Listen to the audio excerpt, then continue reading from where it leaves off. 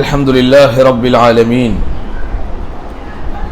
والصلاة والسلام على أشرف الأنبياء والمرسلين وعلى آله وصحبه ومن تبعهم بإحسان إلى يوم الدين أما بعد اللهم علمنا ما ينفعنا وانفعنا بما علمتنا إنك أنت العليم الحكيم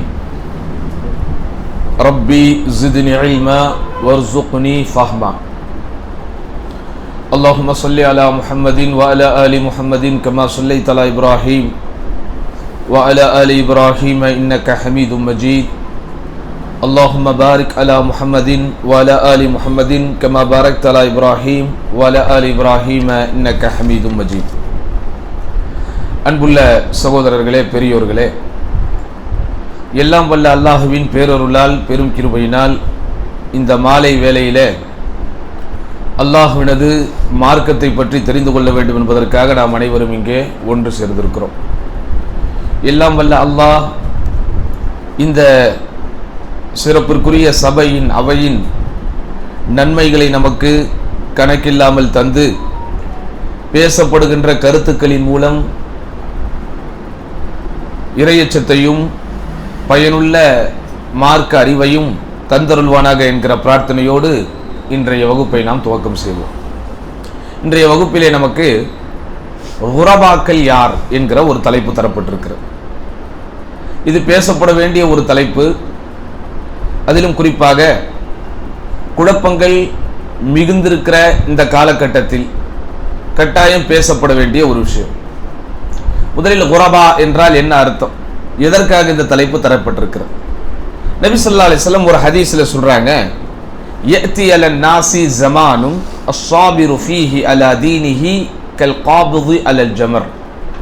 மக்களிடையே ஒரு காலம் வரும், அந்த காலத்தில் மார்க்க பிடிப்போடு வாழ்பவன் எப்படி இருப்பான் என்றால் நெருப்பு கங்கை கையில் வைத்திருப்பவன் போல் இருப்பான் அப்படின்னா. மார்க்க பிடிப்போடு, மார்க்க விஷயத்திலே பொறுமையோடு வாழ்வது. மார்க்க விஷயத்தில் பொறுமையோடு வாழ்வதுனா என்ன? அல்லாஹ்வை வணங்குவதாகட்டும், நபி ஸல்லல்லாஹு அலைஹி வஸல்லம் அவர்களை பின்பற்றுவதாகட்டும், குர்ஆனின்படி வாழ்வதாகட்டும், நல்லொழுக்கங்களை பேணுவதாகட்டும், மார்க்கத்தை பிரச்சாரம் செய்வதாகட்டும், இப்படி எதெல்லாம் மார்க்கமயமாக்கப்பட்ட அம்சங்களாக இருக்கிறதோ அவைகளின் எந்த துறைகளின் பக்கம் போனாலும் அது சிரமத்திற்குரிய ஒன்றாக மாறிவிடும். மார்க்கத்தை பின்பற்றுவதும் சிரமமாக இருக்கும், மார்க்கத்திலே நான் இருக்கிறேன் என்று அடையாளப்படுத்துவதும் சிரமமாக இருக்கும், மார்க்கத்தின் பக்கம் மக்களை வாருங்கள் என்று அழைப்பதும் சிரமமாக இருக்கும். இப்படி எதெல்லாம் மார்க்கமயமான விஷயங்களாக இருக்கிறதோ அது எல்லாமே எப்படி இருக்கும்? மிகுந்த சிரமமாக இருக்கும். எந்த அளவிற்கு சிரமமாக இருக்கும்? உள்ளங்கைக்குள் நெருப்பு கங்கை வைத்தால் எப்படி இருக்குமோ அப்படி இருக்கும். அப்படிதானே? உள்ளங்கைக்குள்ள நெருப்பு கங்கை வச்சா முதல்ல என்ன சொல்லுங்க, கை சுடுங்கிறது, அப்புறம் கங்கை என்ன செஞ்சிருவான், டக்குன்னு கீழே போட்டுருவான். அந்த மாதிரி அந்த சோதனைகள், அந்த சூழல்கள், அந்த குழப்பங்கள், அந்த ஃபித்னாக்கள், இந்த மாறக்கூடிய தன்மைகள், மனிதனிடத்திலே ஏற்படக்கூடிய மன பிறழ்வுகள், அதெல்லாம் என்ன செஞ்சிருவான அவ்வளவு எளிதாக, அவ்வளவு இலகுவாக மார்க்க வழியிலே வாழ விடாது. அப்பதான் ரசூலுல்லாஹி ஸல்லல்லாஹு அலைஹி வஸல்லம் இன்னொரு ஹதீஸ்ல சொல்றாங்க, இன்ன மின் வராஇக்கும் ஸமானும், உங்களுக்கு பின்னால் ஒரு காலம் இருக்கிறது. எப்படி? இன்ன மின் வராஇக்கும் ஸமானும், உங்களுக்கு பின்னால் ஒரு காலம் இருக்கிறது. ஸபருன் லில் முத்தமஸ்ஸிகி ஃபீஹி அஜ்ரு 50 ஷஹீதன் மின்கும். அந்த காலத்தில் மார்க்கத்திலே பொறுமையாக இருப்பவருக்கு கூலி என்ன தெரியுமா? உங்களில் 50 ஷஹீதுகளுடைய கூலி அப்படின்னா. அல்லாஹ்வுடைய பாதையிலே கொல்லப்பட்ட 50 ஷஹீதுகளுக்கு என்ன கூலியோ அப்படிப்பட்ட ஒரு கூலி உங்களுக்கு தரப்படும். திரும்ப இன்னொரு ஹதீஸ்ல நபி ஸல்லல்லாஹு அலைஹி வஸல்லம் சொல்றாங்க, பத அல் இஸ்லாமு கரீபா, மார்க்கம் ஒரு அந்நியத்தனமாகவே துவங்கியது. வஸயஊது கரீபா, அது ஒரு அந்நியத்தனமாகவே மீண்டு வரும். ஃபதூபா லில் குரபா, அந்த அந்நியத்தனமான ஒரு சூழலில் மார்க்கத்தை பின்பற்றக்கூடிய குரபாக்களுக்கு வாழ்த்து உண்டாகட்டும். அப்ப இந்த ஹதீஸ்ல இருந்து தான் இந்த குரபாக்கள் அப்படிங்கிற வார்த்தையை எடுக்கிறோம். ஃபதூபா லில் குரபா. மொத்தமா இந்த ஹதீஸ்கள் எல்லாம் நமக்கு என்ன கருத்தை சொல்லுது? குழப்பமான காலகட்டத்தில் தெளிவான மார்க்கத்திலே வாழ்பவர்கள் யாரு? குரபாக்கள். சரியா? கரீப் அப்படின்னு சொன்னாலே என்னது? அடையாளம் தெரியாதவன் அர்த்தம். ஆக்சுவல் மீனிங், அதாவது லிங்குவிஸ்டிக் மீனிங். இந்த கரீப் என்கிற வார்த்தைக்கு சரியான மொழி ரீதியான அர்த்தம் என்னது? அறியப்படாதவன், அடையாளப்படுத்தப்படாதவன், அறிமுகம் இல்லாதவன். சரியா? ஒரு 50 பேர் 100 பேர் இருக்கிற இடத்துல தனித்து காட்டப்படுபவன். இதுதான் கரீப். இதுதான் என்னது? கரீப். இப்போ ஃபார் எக்ஸாம்பிள், ஒரு காலத்தில் நம்முடைய சமுதாயம் எப்படி இருந்துச்சுன்னா, பள்ளிக்கூடம் போபவர்கள் நமக்கு கரீபுகளாக இருந்தார்கள்.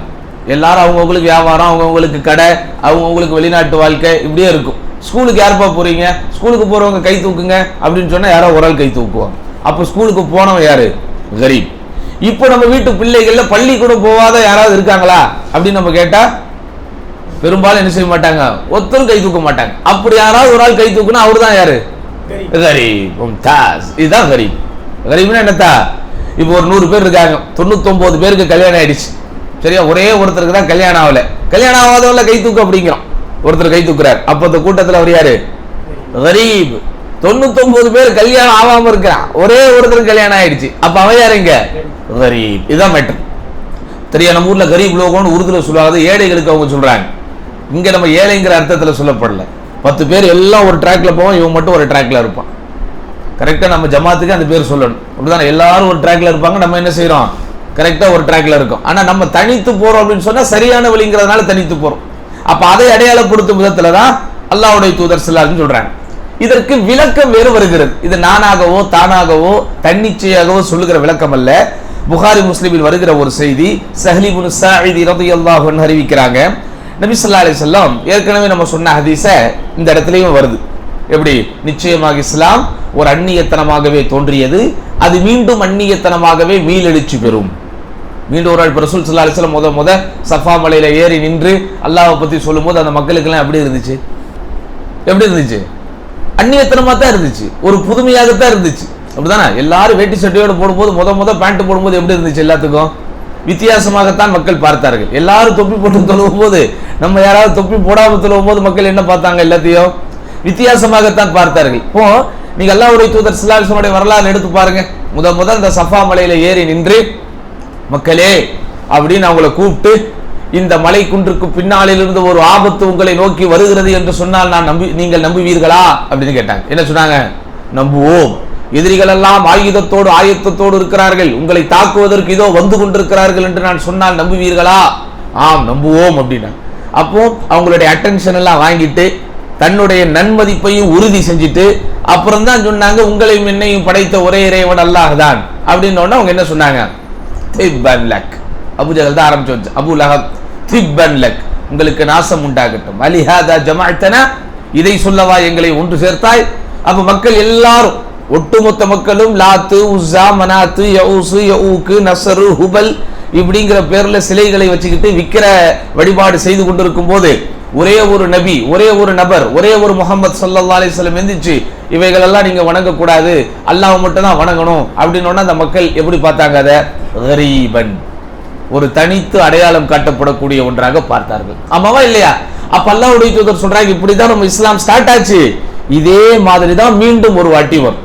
இன்னைக்கு நம்ம தர்காவுக்கு போகக்கூடாது, கபர் வழிபாடு செய்யக்கூடாது, கபூர்ல உள்ளவங்க கிட்ட பிரார்த்தனை செய்யக்கூடாது, அவர்களிடத்துல நேர்ச்சை செய்யக்கூடாது, அவர்களை கொண்டு வசீலா தேடக்கூடாது. இப்படி இந்த தமிழ் சமூகத்துக்கு மத்தியில எவ்வளவுதான் நம்ம கத்துனாலும், எவ்வளவுதான் கதறினாலும், எவ்வளவுதான் தெருக்கள் தோறும் கூட்டங்கள் போட்டு பேசினாலும் பெரும்பான்மையான மக்களுடைய மனநிலை எப்படி இருக்குது? இவங்க புதுசா வந்தவங்க, இவங்க இப்படிதான் சொல்லுவாங்க, இவங்க நேத்து வந்தவங்க. நம்ம 40 வருஷம் ஆனாலும் இன்னும் நம்ம என்னதான் சொல்லிட்டு இருக்காங்க? நம்ம எத்தனை வருஷம் தாச்சு, எல்லாம் பெரியவர்கள் இருக்கிறீங்க மாஷா அல்லாஹ், எத்தனை வருஷம்? 40 வருஷம் இருக்குமா? 40 வருடத்திற்கு மேல் நம்ம பிரச்சாரம் செஞ்சாலும் இன்னும் இந்த மனிதர்கள், இந்த மக்கள் நம்மளை பார்த்து என்னதான் சொல்றாங்க? நேத்து வந்தவங்க, புதுசா வந்தவங்க.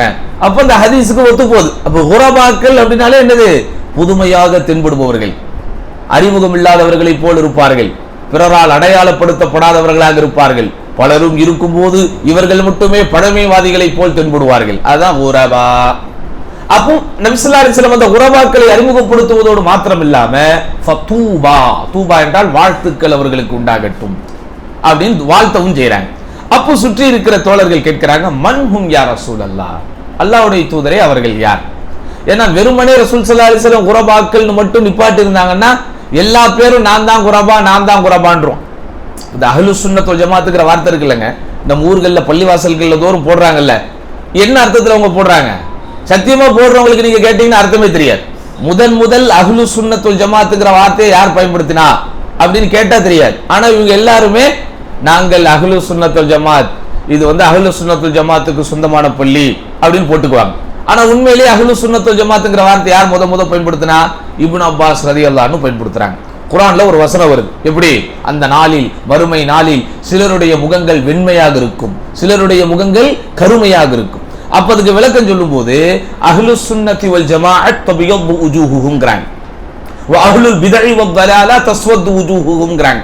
யாரெல்லாம் இந்த உலகத்தில் அஹ்லு சுன்னத்துல் ஜமாத்தாக வாழ்ந்தார்களோ அவர்களுடைய முகங்கள் வெண்மையாக இருக்கும். யார் அந்த அஹ்லு சுன்னத்துல் ஜமாத்? சுன்னத்துன் நபி, நபி ஸல்லல்லாஹு அலைஹி வஸல்லம் சுன்னாவின்படி வாழ்ந்தவர்கள். ஜமாஅத்து சஹாபா, சஹாபாக்கள் என்கிற அந்த ஜமாத்தை பின்பற்றியவர்கள். அப்ப அஹ்லு சுன்னத்துல் ஜமாத்ங்கிற பேர் உண்மையிலே யாருக்கு பொருத்தம்? யாருக்கு பொருத்தமானது? யார் அல்லாஹ்வின் பக்கமும் அல்லாஹ்வின் தூதரின் பக்கமும் அழைக்கிறார்களோ அவர்களுக்கான பேர் அந்த பேர். இப்னு அப்பாஸ் ரலியல்லாஹு அன்ஹு அவர்கள் சொல்லுகிற இந்த நேரத்துல தான், அந்த காலகட்டத்துல தான் இந்த ஹவாரிஜிகள், இந்த ராஃபிதாக்கள் அப்படின்னு சொல்லப்படக்கூடிய மிகப்பெரிய வழிகேட்டின் தந்தைகள் உருவான நேரம். இப்ப நம்ம ஊர்கள்ல நிறைய வழிகேட்டு சிந்தனைகள் இருந்தாலும் இந்த காதியானிங்கிற பேரை, அது என்னது, கொஞ்சம் ஒரு ஹை எஃபெக்ட் உள்ள வழிகட்டவங்க. குர்ஆன் மட்டும் போதும் அப்படின்னு சொல்றவங்க ரொம்ப கொஞ்சம் பெரிய அளவுல உள்ள வழிகேடர்கள். ஹதீஸ் எல்லாம் ஏத்துக்க கூடாது, ஹதீஸ் எல்லாம் மறுக்கணும் அப்படின்னு சொல்லிட்டு அவங்க யாரு? வழிகேடர்கள்லயே ஒரு உயர்ந்த இடத்துல இருக்கக்கூடிய வழிகேடர்கள். இந்த மாதிரி இந்த வழிகேடர்கள் காலகாலம் இருப்பாங்க. அவங்க பல கள்ள குழந்தைகளை பெற்று போட்டுக்கிட்டே இருப்பாங்க. இவங்களுக்கு எல்லாம் மூதாதையர்கள் யாருன்னு கேட்டா இந்த ஹவாரிஜிகள், ரவாஃபிதுகள். இவங்க எல்லாம் யாரு? அவர்கள் வாழ்கிற காலத்துல சஹாபாக்களுக்கு எதிராக இருந்தவங்க. அவங்க வாழ்ற காலத்துல அல்லாஹ்வுடைய தூதர் ஸல்லல்லாஹு அலைஹி வஸல்லம் சுன்னாவை மறுத்தவங்க.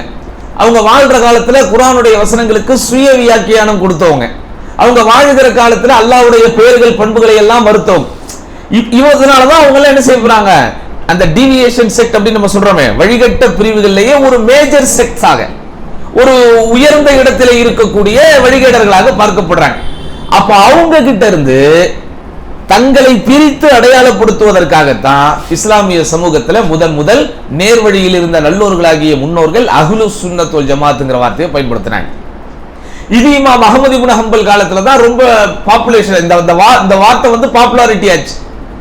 அப்போ என்ன இடங்களில் வழிகேடுகள் நிறைந்திருக்கிறதோ அப்போ யார் சுன்னாவை மையமாக வைத்தும் சஹாபாக்களை மையமாக வைத்தும் தங்கள் பிரச்சாரங்களை அமைத்துக் கொள்கிறார்களோ அவங்க தான் யாருதா? அஹ்லு சுன்னத் வல் ஜமாத். ஆனா இந்த பேர் இன்னைக்கு யார் யூஸ் பண்றா? உங்களுக்கு தெரியும். அந்த மாதிரி தான் நபி ஸல்லல்லாஹு அலைஹி வஸல்லம் வெறுமனே தூபாலில் குரபா, குரபாக்களுக்கு வாழ்த்து உண்டாகட்டும்னு சொல்லி மாத்திரம் முடிச்சிருந்தாங்கன்னா எல்லா பேரும் என்ன சொல்லுவாங்க? நாங்க தான் குரபாக்கள்னு நோட்டீஸ் அடிச்சிருவாங்க, நாங்க தான் குரபாக்கள்னு என்ன செஞ்சிருவாங்க?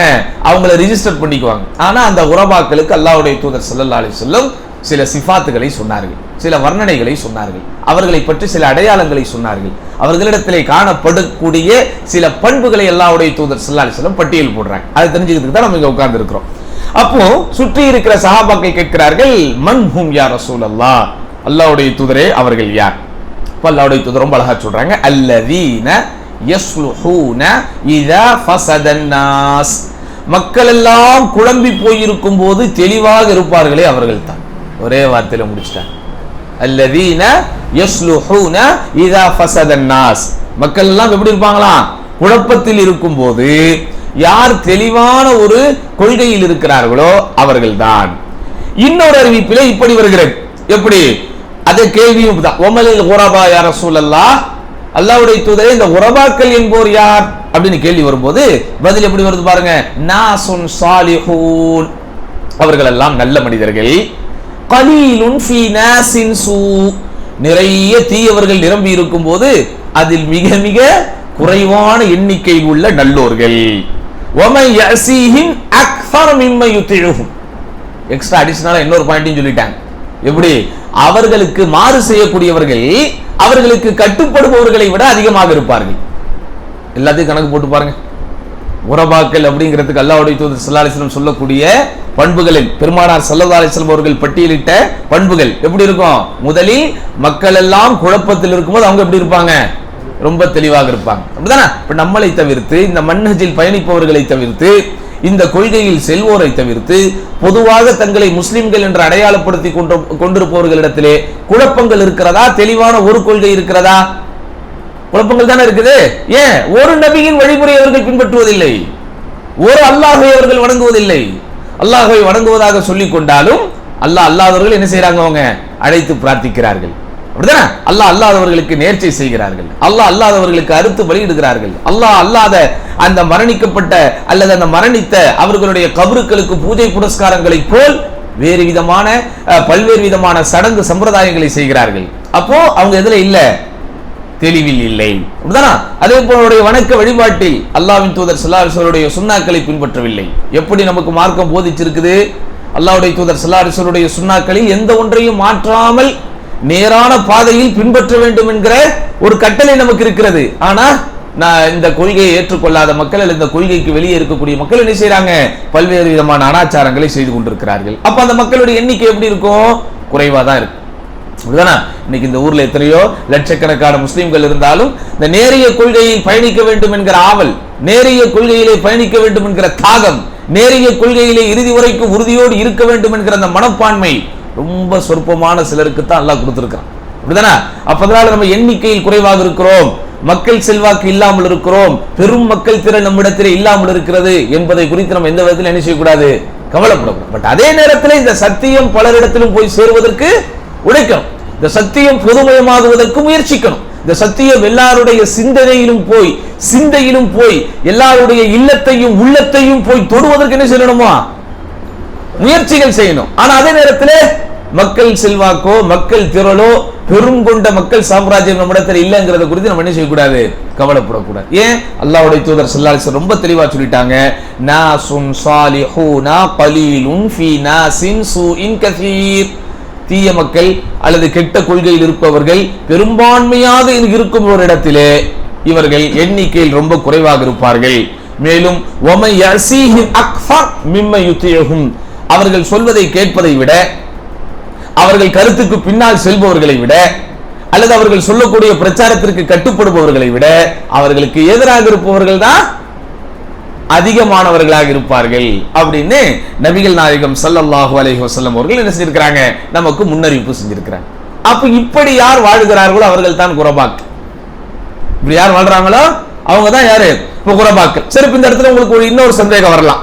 அப்படி பார்த்தா அதாவது ரொம்ப பெரிய வழிகாட்டிலே இருக்கக்கூடிய சிலரும் கூட ஒரு சில இடங்களில் மைனாரிட்டியாக இருப்பார்களே. இப்போ உதாரணமா காதியானிகள் எடுத்துக்காங்க, அவங்க வழிகேடர்கள் ஏதாவது சந்தேகம் இருக்கா? ஆனா அவங்க எல்லா இடத்துலயும் மெஜாரிட்டியா இருக்கிறாங்களா? சொல்லுங்க. சில இடங்கள்ல ரொம்ப ரொம்ப ரொம்ப மைனாரிட்டியா இருக்கிறாங்க. அப்படிதானே? இப்ப இங்க கடைகளெல்லாம் அவங்க இருக்கிறாங்களா? இல்லவே இல்லை. நீங்க தெருவா தொலாவி பார்த்தாலும் உங்களுக்கு ஆளு கிடைக்காது. மேலப்பாளையத்துல இருக்கிறாங்க. அவங்களுக்கு என்ன இருக்குது? மேலப்பாளையத்துல ஒரு பள்ளிவாசலே கூட இருக்குது. ஆனா பல இடங்கள்ல அவங்களை தேடினா கூட கிடைக்க மாட்டாங்க. சரி, இப்ப இவங்களை நம்ம ஏன் குரபாக்கள்னு சொல்லக்கூடாது? சொல்லுங்க, சொல்ல முடியுமா உங்களை குரபாக்கள்னு? ஏன்னா அல்லாஹ்வுடைய தூதர் ரொம்ப சொல்லிட்டாங்க, நாசுன் சாலிஹூன், அவர்கள் சரியான கொள்கையில இருப்பார்கள். அவங்க கிட்ட சரியான கொள்கையா இருக்குது இல்லையே. அவங்க நபி ஸல்லல்லாஹு அலைஹி வஸல்லம் அவர்களுடைய நுபுவத்திற்கு பிறகு இன்னொருவனை நபியாக ஏற்றுக்கொள்ளக்கூடிய ஒரு கேடு கட்ட கூட்டம் அவங்க. அப்படிதானே? நபி ஸல்லல்லாஹு அலைஹி வஸல்லம் காலத்திலேயே நபின்னு ஒருத்தன் வாதிட்டான. யாரு தெரியுமா உங்களுக்கு? முசைலமத்துல் கஸ்ஸாப். முசைலமத்துல் கஸ்ஸாப்ங்கிறவன் நபி வாழும் போதே தன்னை நபி என்று வாதிட்டான். நபி ஸல்லல்லாஹு அலைஹி வஸல்லம் அவர்கள் இருக்கும்போது யாராவது நபி என்று வாதிட்டால் அவர்கள் காஃபிர். அவங்க யாரு? இறை மறுப்பாளர். இந்த முசைலமத்துல் கஸ்ஸாபிடம் இருந்து ஒரு பிரதிநிதி நபி ஸல்லல்லாஹு அலைஹி வஸல்லம் அவர்களை சந்திக்க வருகிறார். நபி ஸல்லல்லாஹு அலைஹி வஸல்லம் எப்படி தனக்குண்டான தூதுவர்களை நியமித்து கடிதங்களை அனுப்பி பலருக்கும் மார்க்கத்தை சொன்னாங்களோ, அதே மாதிரி இந்த முசைலமத்துல் கஸ்ஸாப் என்ன செய்யறான்? தன்னுடைய ஒரு பிரதிநிதியை ஒரு தூதுவர் போல அல்லாஹ்வுடைய தூதர் ஸல்லல்லாஹு அலைஹி வஸல்லம் அனுப்பி வைக்கிறான். அப்ப நபி ஸல்லல்லாஹு அலைஹி வஸல்லம் அவனை எப்படி வரவேற்றாங்க தெரியுமா? அல்லாஹ்வுடைய தூதர் சொல்றாங்க, லவ்ல ருசுல் துக்தல் லஅக்துலுக்கங்கறாங்க. இந்த தூதர்மார்கள் அந்த அதாவது தூதர்மார்கள்னா அந்த தூதர் நினைச்சுக்க கூடாது, இறை தூதர்கள் அல்ல. பொதுவா நம்ம இங்க இருந்து ஒருத்தரை தூதுக்கு அனுப்புவோம், இங்க இருந்து ஒரு தூது அனுப்புவோம் இல்லையா? மெசேஞ்சர்ஸ். இந்த தூதுவர்கள் கொல்லப்படக்கூடாது என்கிற சட்டம் மட்டும் இல்லாவிட்டால் உன்னை கொன்றிருப்பேன்கிறாங்க. யார? முசைலமத்துல் கஸ்ஸாபுடைய ரெப்ரசன்டேட்டிவே பார்த்து அல்லாஹ்வுடைய தூதர் என்ன சொன்னாங்க? இந்த பொதுவாக சந்திக்க வரக்கூடிய தூதுவர்கள் என்ன செய்யப்படக்கூடாது? கொல்லப்படக்கூடாது. அவன் எவ்வளவு நமக்கு எதிரியாக இருந்தாலும், இது ஒரு மரபாகவே அன்றைக்கு பேணினார்கள். அதனாலதான் அல்லாஹ்வுடைய தூதர் ரொம்ப தைரியமா என்ன செஞ்சாங்க, தங்களுடைய கடிதத்தை கொடுத்து பல தூதுவர்களை அனுப்பினார்கள். இப்படி அனுப்பப்பட்ட தூதுவர்களை யார் கொன்றார்களோ அவர்களுக்கு எதிராக தான் அல்லாஹ்வுடைய தூதர் அடுத்து என்ன செஞ்சாங்க, போர் செஞ்சாங்க. இதுதான் வரலாறு. அப்போ பொதுவாகவே அன்றைக்கு பேணப்பட்டு வந்த ஒரு நடைமுறை என்ன, தூதுவர்கள் என்ன செய்யப்படக்கூடாது, கொல்லப்படக்கூடாது. அப்ப அல்லாஹ்வுடைய தூதர் சொல்றாங்க, இந்த தூதுவர்கள் கொல்லப்படக்கூடாது என்கிற மரபு மட்டும் இல்லாவிட்டால் உன்னை நான் என்ன செஞ்சிருப்பேன், கொன்றே போட்டிருப்பேன் நான். அப்போ தன்னை நபி என்று வாதிடுபவன் மார்க்கத்தினுடைய சட்டப்படி எப்படிப்பட்டவன், அதாவது கொல்லப்பட வேண்டிய குற்றத்தை செய்து கொண்டிருக்கிறான். அப்ப அப்படிப்பட்ட கொள்கையை பின்பற்றுபவர்கள் எப்படி சரியா இருக்க முடியும்? அப்பதனால் இந்த இடத்துல எண்ணிக்கையில் குறைவாக இருப்பதனால் மாத்திரம் அவர்கள் என்னவாயிர முடியாது, குரபாக்கள் ஆயிர முடியாது. நம்பர் 1, முதலாவது கண்டிஷன் என்ன, யஸ்லுஹூன இதா ஃபஸதன் நாஸ், மக்கள் எல்லாம் ஃபசாதில் இருப்பார்கள். ஃபசாதனா என்னது, குழப்பத்திலே இருப்பார்கள். அது கொள்கை ரீதியான குழப்பமாக இருக்கலாம், சிந்தனை ரீதியான குழப்பமாக இருக்கலாம், செயல்பாடுகளில் வருகின்ற குழப்பமாக இருக்கலாம், ஆன்மீக வழிபாடுகளை பற்றி புரிந்து கொள்வதிலே குழப்பமாக இருக்கலாம். சரிதானா? அதே போன்று அவர்களுடைய செயல்பாடுகள் அல்லது பழக்க வழக்கங்கள், குணநலன்கள், ஒழுக்க நலன்கள், பேணக்கூடிய பண்பாடுகள், பின்பற்றுகிற கலாச்சாரங்கள், இப்படி எல்லாவற்றிலும் அவர்கள் எப்படி இருப்பாங்க, குழம்பி போயிருப்பாங்க. ஆனால் இந்த உரபாக்கள் என்போர் என்ன செய்வாங்க, அதிலே தெளிவாக இருப்பார்கள். அப்ப இதுல சில பாடங்கள், படிப்பினைகள் நமக்கு இருக்கு. இது இந்த உரபாக்கள் என்று அறியப்படுபவர்கள் அல்லது நபி ஸல்லல்லாஹு அலைஹி வஸல்லம் அவர்கள் உரபாக்கள் என்று முன்னறிவிப்பு செய்த இந்த விஷயத்துல நாம் சிந்திக்க வேண்டிய சில விஷயங்கள் இருப்பதாக அறிஞர்கள் சொல்கிறார்கள். முதலாவது விஷயம் என்ன, நபி ஸல்லல்லாஹு அலைஹி வஸல்லம் அவர்களது நபித்துவம் என்கிற அல்லது அவர்கள் முன்னறிவிப்பாக சொன்ன விஷயம் நடந்தேறுவதை நம்மால் உணர்ந்து கொள்ள முடிகிறது. எல்லா இடத்திலையும் இன்னைக்கு முஸ்லிம்கள் எப்படி இருக்கிறாங்க, பெரும்பான்மையான இடங்கள்ல உரபாக்களாகத்தான் இருக்கிறாங்க. இப்படிதானா? சில அறியப்பட்ட அரபு நாடுகளை தவிர்த்து உலகத்தில் எங்கு நீங்கள் பார்த்தால், உலக வரைபடத்தில் எங்கெல்லாம் நாடுகள் இருக்கிறதோ அந்த நாடுகள் எல்லாம் நாம் போய் தேடி பார்த்தால் பெரும்பான்மையான இடங்களில் முஸ்லிம்களோட நிலம் எப்படிதான் இருக்குது, உரபாக்களை போல் தான் வாழ்கிறார்கள். அப்படிதானா? அவர்களுடைய எண்ணிக்கை மிகவும் குறைவாகத்தான் இருக்கிறது. எல்லோரும் ஒழுக்க ரீதியாக வடிகட்டு போயிருக்கும் போது, வணக்க ரீதியாக வடிகட்டு போயிருக்கும் போது, இந்த சின்னஞ்சிறு கூட்டம் மட்டும் மாஷா அல்லாஹ் எப்படி இருக்குது, தெளிவான ஒரு கொள்கையில வாழ்ந்துகிட்டு இருக்கிறாங்க. இன்றைக்கு எல்லா விதமான ஒழுங்கமைப்புகளும் உடைந்த ஒரு காலத்திலே வாழ்ந்து கொண்டிருக்கிறோம். குடும்பம் என்கிற ஒழுங்கமைப்புகள் பெரும்பாலும் உடைஞ்சிருச்சு, ஆமாவா இல்லையா? இப்படி பெரும்பான்மையான ஒழுங்கமைப்புகள் உடைந்த ஒரு காலத்திலே வாழ்ந்து கொண்டிருக்கிறோம். ஆனால் இந்த உரபாக்கள் என்போர், இந்த முஸ்லிம்கள் என்போர் எல்லா இடங்களிலும் எப்படி இருக்கிறாங்க, மாஷா அல்லாஹ் தங்களுடைய மார்க்கத்தை பேணிக் கொண்டிருக்கிறார்கள். அடுத்து என்ன, நபி ஸல்லல்லாஹு அலைஹி வஸல்லம் அவர்கள் சுட்டிக்காட்டியதை போல எல்லா நேரங்களிலும் அல்லது எல்லா சூழ்நிலைகளிலும் மார்க்கத்தை பின்பற்றுபவர்களுடைய எண்ணிக்கை குறைவாகத்தான் இருக்கும். இது நபி ஸல்லல்லாஹு அலைஹி வஸல்லம் அவர்களுடைய முன்னறிவிப்பு. குர்ஆன்ல ஒரு வசனம் வருது, வ இன் துதி அக்ஸர மன் ஃபில் அர்தி யுதில்லுக அன் சபீலில்லாஹ். நபியே, பூமியில் உள்ள பெரும்பான்மையானவர்களுக்கு நீங்கள் கட்டுப்பட்டு விட்டால் அவர்கள் அல்லாஹ்வின் பாதையை விட்டு உங்களை என்ன செஞ்சிருவாங்க, வழிகெடுத்து விடுவார்கள். இது குர்ஆனுடைய வசனம்.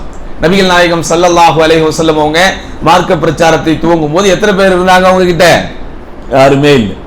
முதலா கதீஜா ரலியல்லாஹு அன்ஹா ஏத்துக்கறாங்க, அதுக்கப்புறம் அபூபக்கர் ரலியல்லாஹு அன்ஹு ஏத்துக்கறாங்க, அதுக்கப்புறம் அலி ரலியல்லாஹு அன்ஹு ஏத்துக்கறாங்க, அப்புறம் சின்னதா சில நபி தோழர்கள் ஏத்துக்கறாங்க. அபூபக்கர் ரலியல்லாஹு அன்ஹு தனிப்பட்ட முறையில தாவா பண்ணி, தனிப்பட்ட முறையில மார்க்க பிரச்சாரம் பண்ணி சில நபி தோழர்களை கொண்டு வராங்க. தாருல் அர்கம் என்கிற ஒரு சின்ன இடத்துல, இந்த மாதிரி ஒரு சின்ன இடத்துல தான் அவங்க கூடி பேசி மார்க்கத்தினுடைய அடுத்த கட்ட வளர்ச்சிக்காக முயற்சி பண்றாங்க. அப்படிதானே?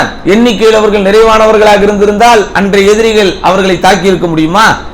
எண்ணிக்கையில் அவர்கள் நிறைவானவர்களாக இருந்திருந்தால் அன்றைய எதிரிகள் சொல்லனா துயரங்களை அவர்களுக்கு தந்திருக்க முடியுமா? ஒவ்வொரு நபி தோழர்களும் உதைப்படுகிறார்கள். அப்படிதானா?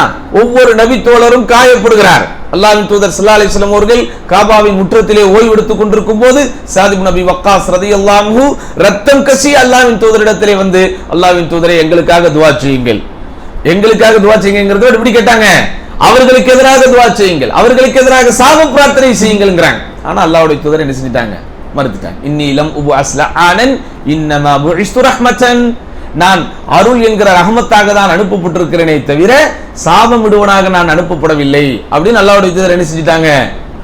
சாப பிரார்த்தனை செய்யாமல் தவிர்த்து கொண்டார்கள். ஆனா அன்றாடம் அவர்களுக்கு பிரச்சனை, அன்றாடம் அவர்களுக்கு தொல்லைகள்.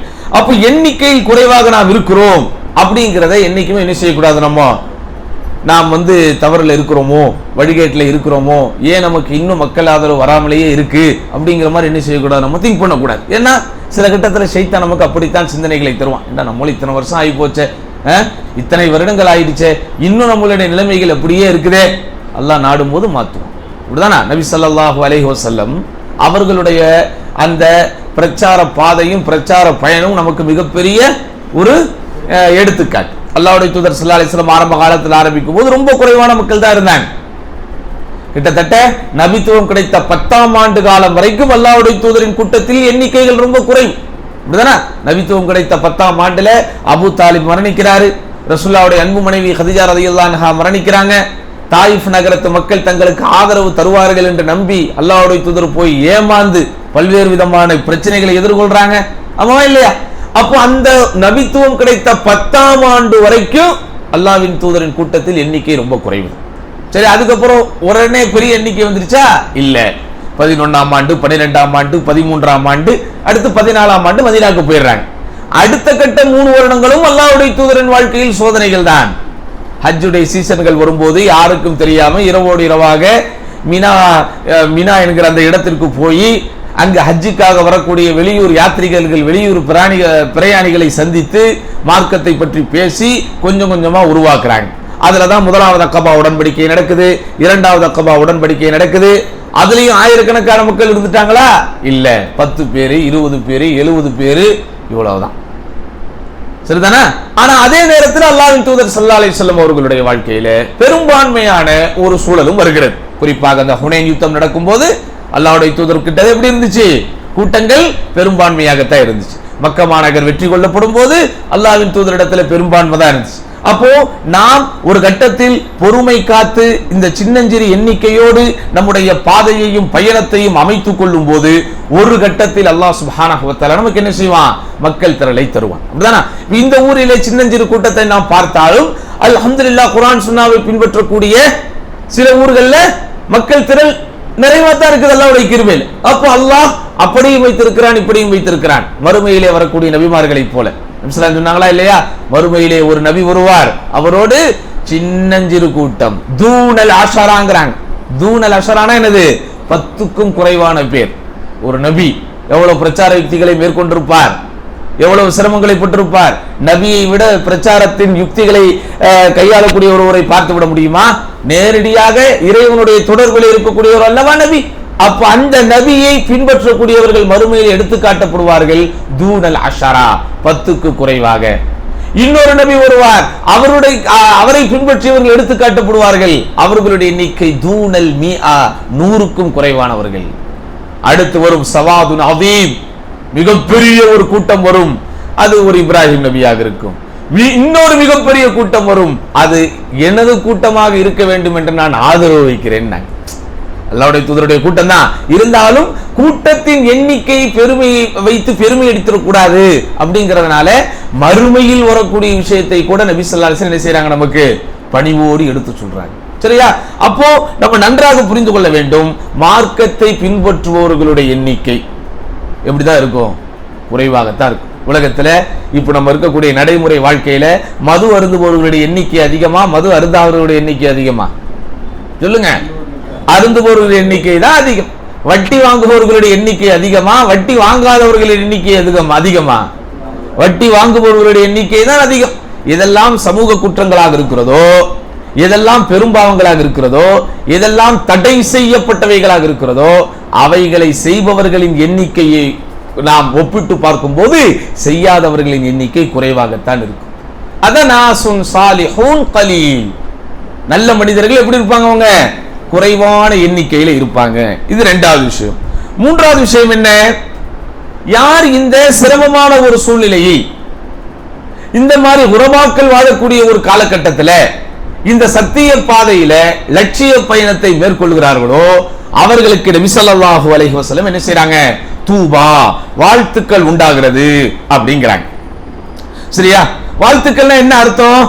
அதாவது ஏற்கனவே உங்களுக்கு நாம் சொன்னதை போல, ஹதீஸிலே சொன்னதை போல், எத்தனை ஷஹீதுகளுடைய கூலி? 50 ஷஹீதுகளுடைய கூலி. அப்ப நம்ம எல்லாம் அதுல இருக்கிறோமா அப்படிங்கிறது அல்லாஹ்க்கு தான் தெரியும். இப்ப நம்ம இருக்கக்கூடிய காலகட்டத்தை பார்க்கும்போது மார்க்கத்தை பின்பற்றுவோருடைய சூழ்நிலை எப்படிதான் இருக்குது, வித்தியாசமாகத்தான் பார்க்கிறார்கள். எங்கே போனாலும் மார்க்கத்தை பின்பற்றுபவர்களுக்கு இந்த சமுதாயம் சில பெயர்களை கொடுத்திருக்கிறது. இவர்களெல்லாம் அடிப்படைவாதிகள், இவர்களெல்லாம் பிற்போக்குத்தனமானவர்கள், இவர்களெல்லாம் பழமைவாதிகள். அப்படிதானே? இவங்கெல்லாம் யாரு? பழமைவாதிகள், வாழ தெரியாதவர்கள், பிறரோடு ஒத்து போக தெரியாதவர்கள், நடைமுறை வாழ்க்கையை பற்றி புரியாதவர்கள். இப்படிலாம் யாருக்கு பேர் இருக்கு? அனாச்சாரங்களும் மார்க்கத்திற்கு எதிரான கலாச்சாரங்களும் நடைபெறும் போது அதோடு சேர்த்து பயணிக்காமல் என்னை நான் தனித்து காட்டும் போது, என்னை நான் தடித்து அடையாளப்படுத்தும் போது இந்த சமூகம் எனக்கு வைக்கக்கூடிய பேர், இவன் ஒரு பிற்போக்குவாதி, இவன் ஒரு ஃபண்டமெண்டலிஸ்ட், அடிப்படைவாதி, இவர்களெல்லாம் வஹாபிகள், சவுதி அரேபியாவுடைய இறக்குமதிகள் அல்லது சவுதி அரேபியாவுடைய கைக்கூலிகள், இப்படிலாம் சொல்லுவாங்க. சவுதி அரேபியாவில் போய் நல்லா சம்பாதிச்சுக்குவாங்க, சவுதி அரேபியாவில் இருக்கக்கூடிய எல்லா வளத்தையும் அனுபவித்துக் கொள்வார்கள். ஆனால் அந்த கொள்கை என்று வரும்போது நம்மை என்ன செஞ்சிருவாங்க, இவங்க அடையாளப்படுத்தி நம்மை வேறு மாதிரியாக சொல்லக்கூடிய ஒரு சூழ்நிலைகளை பார்க்கலாம். அப்போ இந்த மாதிரியான ஒரு காலகட்டத்தில் யார் ஒருவர் தன்னுடைய கொள்கையில் உறுதியாக இருக்கிறாரோ, பாருங்க, அந்த கொள்கையின் உறுதி அப்படிங்கிறதெல்லாம் சுப்ஹானல்லாஹ், மறுமை நம்பிக்கை இல்லாதவர்களே ஒரு சில விஷயத்தின் மீது அவர்களுக்கு ஈடுபாடு வந்து விட்டால், மறுமை நம்பிக்கை கிடையாது, ஆனால் ஒரு சில விஷயத்தின் மீது ஈடுபாடும் ஈர்ப்பும் அவர்களுக்கு வந்து விட்டால் தாங்கள் சார்ந்திருக்கிற கொள்கைக்காக எதையும் செய்யக்கூடியதை பார்க்கலாம். உதாரணமாக மூட நம்பிக்கைகளை எதிர்த்து நம்முடைய நாட்டிலே சில பேர் களம் கண்டார்கள். இன்றைக்குத்தான் அவர்கள் எல்லாம் வசதி வாய்ப்போடு ஆட்சி அதிகாரத்தோடு இருக்கிறார்கள். ஆனால் இவர்கள் ஆரம்பிக்கும் போது எப்படி ஆரம்பித்தார்கள் தங்களுடைய பிரச்சாரத்தை?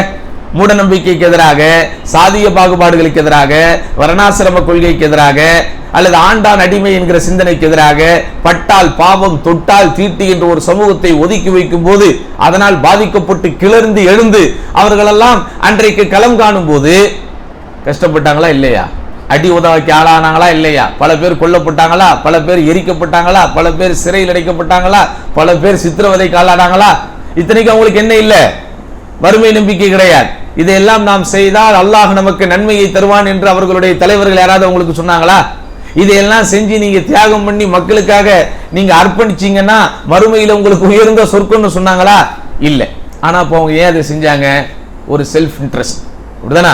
ஏதேனும் ஒன்றை சரி கண்டு அதில் நெறி கொண்டு அதில் வெறி கொண்டு வாழும்போது அதை செயல்படுத்தக்கூடிய பாதையில் எவ்வளவு பிரச்சனைகள் வந்தாலும் அந்த எதிர்ப்புகளை ஏற்றுக்கொள்ளக்கூடிய ஒரு எதிர்ப்பு சக்தி உடலுக்கும் மனதுக்கும் இயற்கையாகவே வந்துவிடும். நீங்க சில விஷயத்தை பார்க்கலாம், ஊரை எதிர்த்து சில பேர் ஒன்று செய்வான். மார்க்கம் என்கிற வட்டத்துக்கு வெளியே நான் சொல்றேன், மார்க்கம் என்கிற வட்டத்திற்கு வெளியே இருந்து கொண்டு ஊரையே எதிர்த்தவர்கள் சில விஷயங்களை செய்வார்கள். சில விஷயங்கள் என்ன செய்வாங்க? அப்படியெல்லாம் இன்றைக்கு பல பேர் செய்ததனால்தான் இன்றைக்கு அடிப்படை விஷயங்களாக இருக்கக்கூடிய எல்லாமே பெரும்பாலும் பொதுமயமாக்கி விட்டது. இன்றைக்கெல்லாம் பல பேர் இன்றைக்கு தியாகம் செஞ்சதுனாலதான் இன்றைக்கு எல்லாரும் கல்வி கற்க முடிகிறது, எல்லாரும் மருத்துவமனைக்கு போக முடிகிறது. ஆமாவா இல்லையா? அப்போ நீங்க சிந்திச்சு பார்க்கணும், ஒரு கொள்கையின் மீது நமக்கு ஒரு ஈர்ப்பு வந்து விட்டால் சாதாரணமாகவே மார்க்கம் என்கிற வட்டத்திற்கு வெளியே உள்ளவர்களுக்கு கூட என்ன வந்துருது? ஒரு உறுதி வந்துருது. அதை யார் எதிர்த்தாலும் அதை எதிர்த்து களம் காணக்கூடிய துணிவு அவர்களுக்கு வந்துருது. அப்ப நம்ம மறுமை நம்பிக்கையோடு இருக்கிற நமக்கு எப்படி இருக்கணும்? ஆமாவா இல்லையா? நமக்கு எது செய்தாலும் அதற்கு பின்னால் சவாப் இருக்கிறது, அதற்கு பின்னால் நற்கூலி இருக்கிறது. அப்ப அப்படிங்கிறவங்க நம்ம எவ்வளவு தூரம் வேலை செய்யணும் பாருங்க. அல்லாஹ் குர்ஆனிலே சொல்கிறான், எங்க, அதாவது நபி ஸல்லல்லாஹு அலைஹி வஸல்லம் வந்து தூபாலில் குரபான்னு சொன்னாங்கல்ல, அந்த உறவாக்களுக்கு வாழ்த்து உண்டாகட்டும்னு. அந்த தூபான்ங்கிற வார்த்தைக்கு அர்த்தம் என்ன? குர்ஆன்ல வருது, தூபா லஹும் வ ஹுஸ்னு மஆத், அவர்களுக்கு சுப செய்தி உண்டாகட்டும், அவர்களுக்கு சுபசோபனம் உண்டாகட்டும், அவர்களுக்கு நல்ல மீளுமிடம் இருக்கிறது, அதாவது மறுமையில மிகச்சிறந்த ஒரு கூலி இருக்கிறது அப்படிங்கறத என்ன செய்யறோம் நம்ம புரிஞ்சு கொள்ளணும். அதே போன்று பாருங்க, மறுமையில் மட்டும்தான் அல்ல, உலகத்திலும் அல்லாஹ் அவர்களுக்கு சில சிறப்புகளை தருகிறான். உலகத்திலும் அல்லாஹ் சுப்ஹானஹு வ தஆலா அவர்களுக்கு சில வலிமைகளை தருகிறான். பாருங்கள், நபி ஸல்லல்லாஹு அலைஹி வஸல்லம் அவர்களை பார்த்து அல்லாஹ் நேரடியாக இறக்கிய ஒரு வசனம், யா அய்யுஹன் நபி, ஓ நபியே, ஹஸ்புக்கல்லாஹ், உங்களுக்கு அல்லாஹ்வே போதுமானவன், வமனி தபஅக மினல் முஃமினீன், மேலும் இறை நம்பிக்கையாளர்களில் உங்களை யார் பின்பற்றுகிறார்களோ அவர்களும் உங்களுக்கு போதுமானவர்கள். அப்ப இதனுடைய அர்த்தம் என்னன்னு சொன்னா, ஒரு வலிமையான சகோதரத்துவம் வந்துடும். ஏன்? இந்த சகோதரத்துவங்கிறது அல்லாஹ் என்பதை தாண்டி வேறு எந்த உணர்வுக்காகவும் இல்லை. மார்க்கம் என்கிற உணர்வை தாண்டி வேற ஏதாவது ஒரு காரணம் இருக்கா? நீங்களும் நானும் இங்கே சந்தித்தது அல்லது உங்களுக்குள் நீங்கள் சந்தித்துக் கொண்டது உங்களுடைய குடும்ப உறவு என்பதற்காகவா, உங்களுடைய ஊரின் உறவு என்பதற்காகவா, நீங்கள் எல்லாம் ஒரே பகுதியில் வாடுகிறீர்கள் என்பதற்காகவா, அல்லது உங்களுக்குள் கொடுக்கல் வாங்கல் இருக்கிறது சம்பந்தம் செய்திருக்கிறீர்கள் என்பதற்காகவா? இல்ல. எதுக்காக மட்டும்தான்? நீங்களும் இந்த கொள்கை ஏற்றிருக்கிறீர்கள், நானும் இந்த கொள்கை ஏற்றிருக்கிறேன், அவரும் இந்த கொள்கையை ஏற்றிருக்கிறார். மக்கள் எல்லாம் வழிகேட்டிலே போய் கொண்டிருக்கும் போது, மக்கள் எல்லாம் கண்மூடித்தனமாக போய் கொண்டிருக்கும் போது, நாம் சில பேர் கொஞ்சம் விழித்து முழித்து அல்லாஹ்வுடைய மார்க்கத்தை சரியாக பின்பற்ற வேண்டும் என்கிற அந்த ஒரு சிந்தனை தான் என்ன செஞ்சிருக்குது, நம்மள ஒன்று சேர்த்திருக்கு. அப்ப அந்த சிந்தனை எப்படியாப்பட்ட சிந்தனை அது? அந்த சகோதரத்துவம் எப்படியாப்பட்ட சகோதரத்துவம்? வலிமையான சகோதரத்துவம்.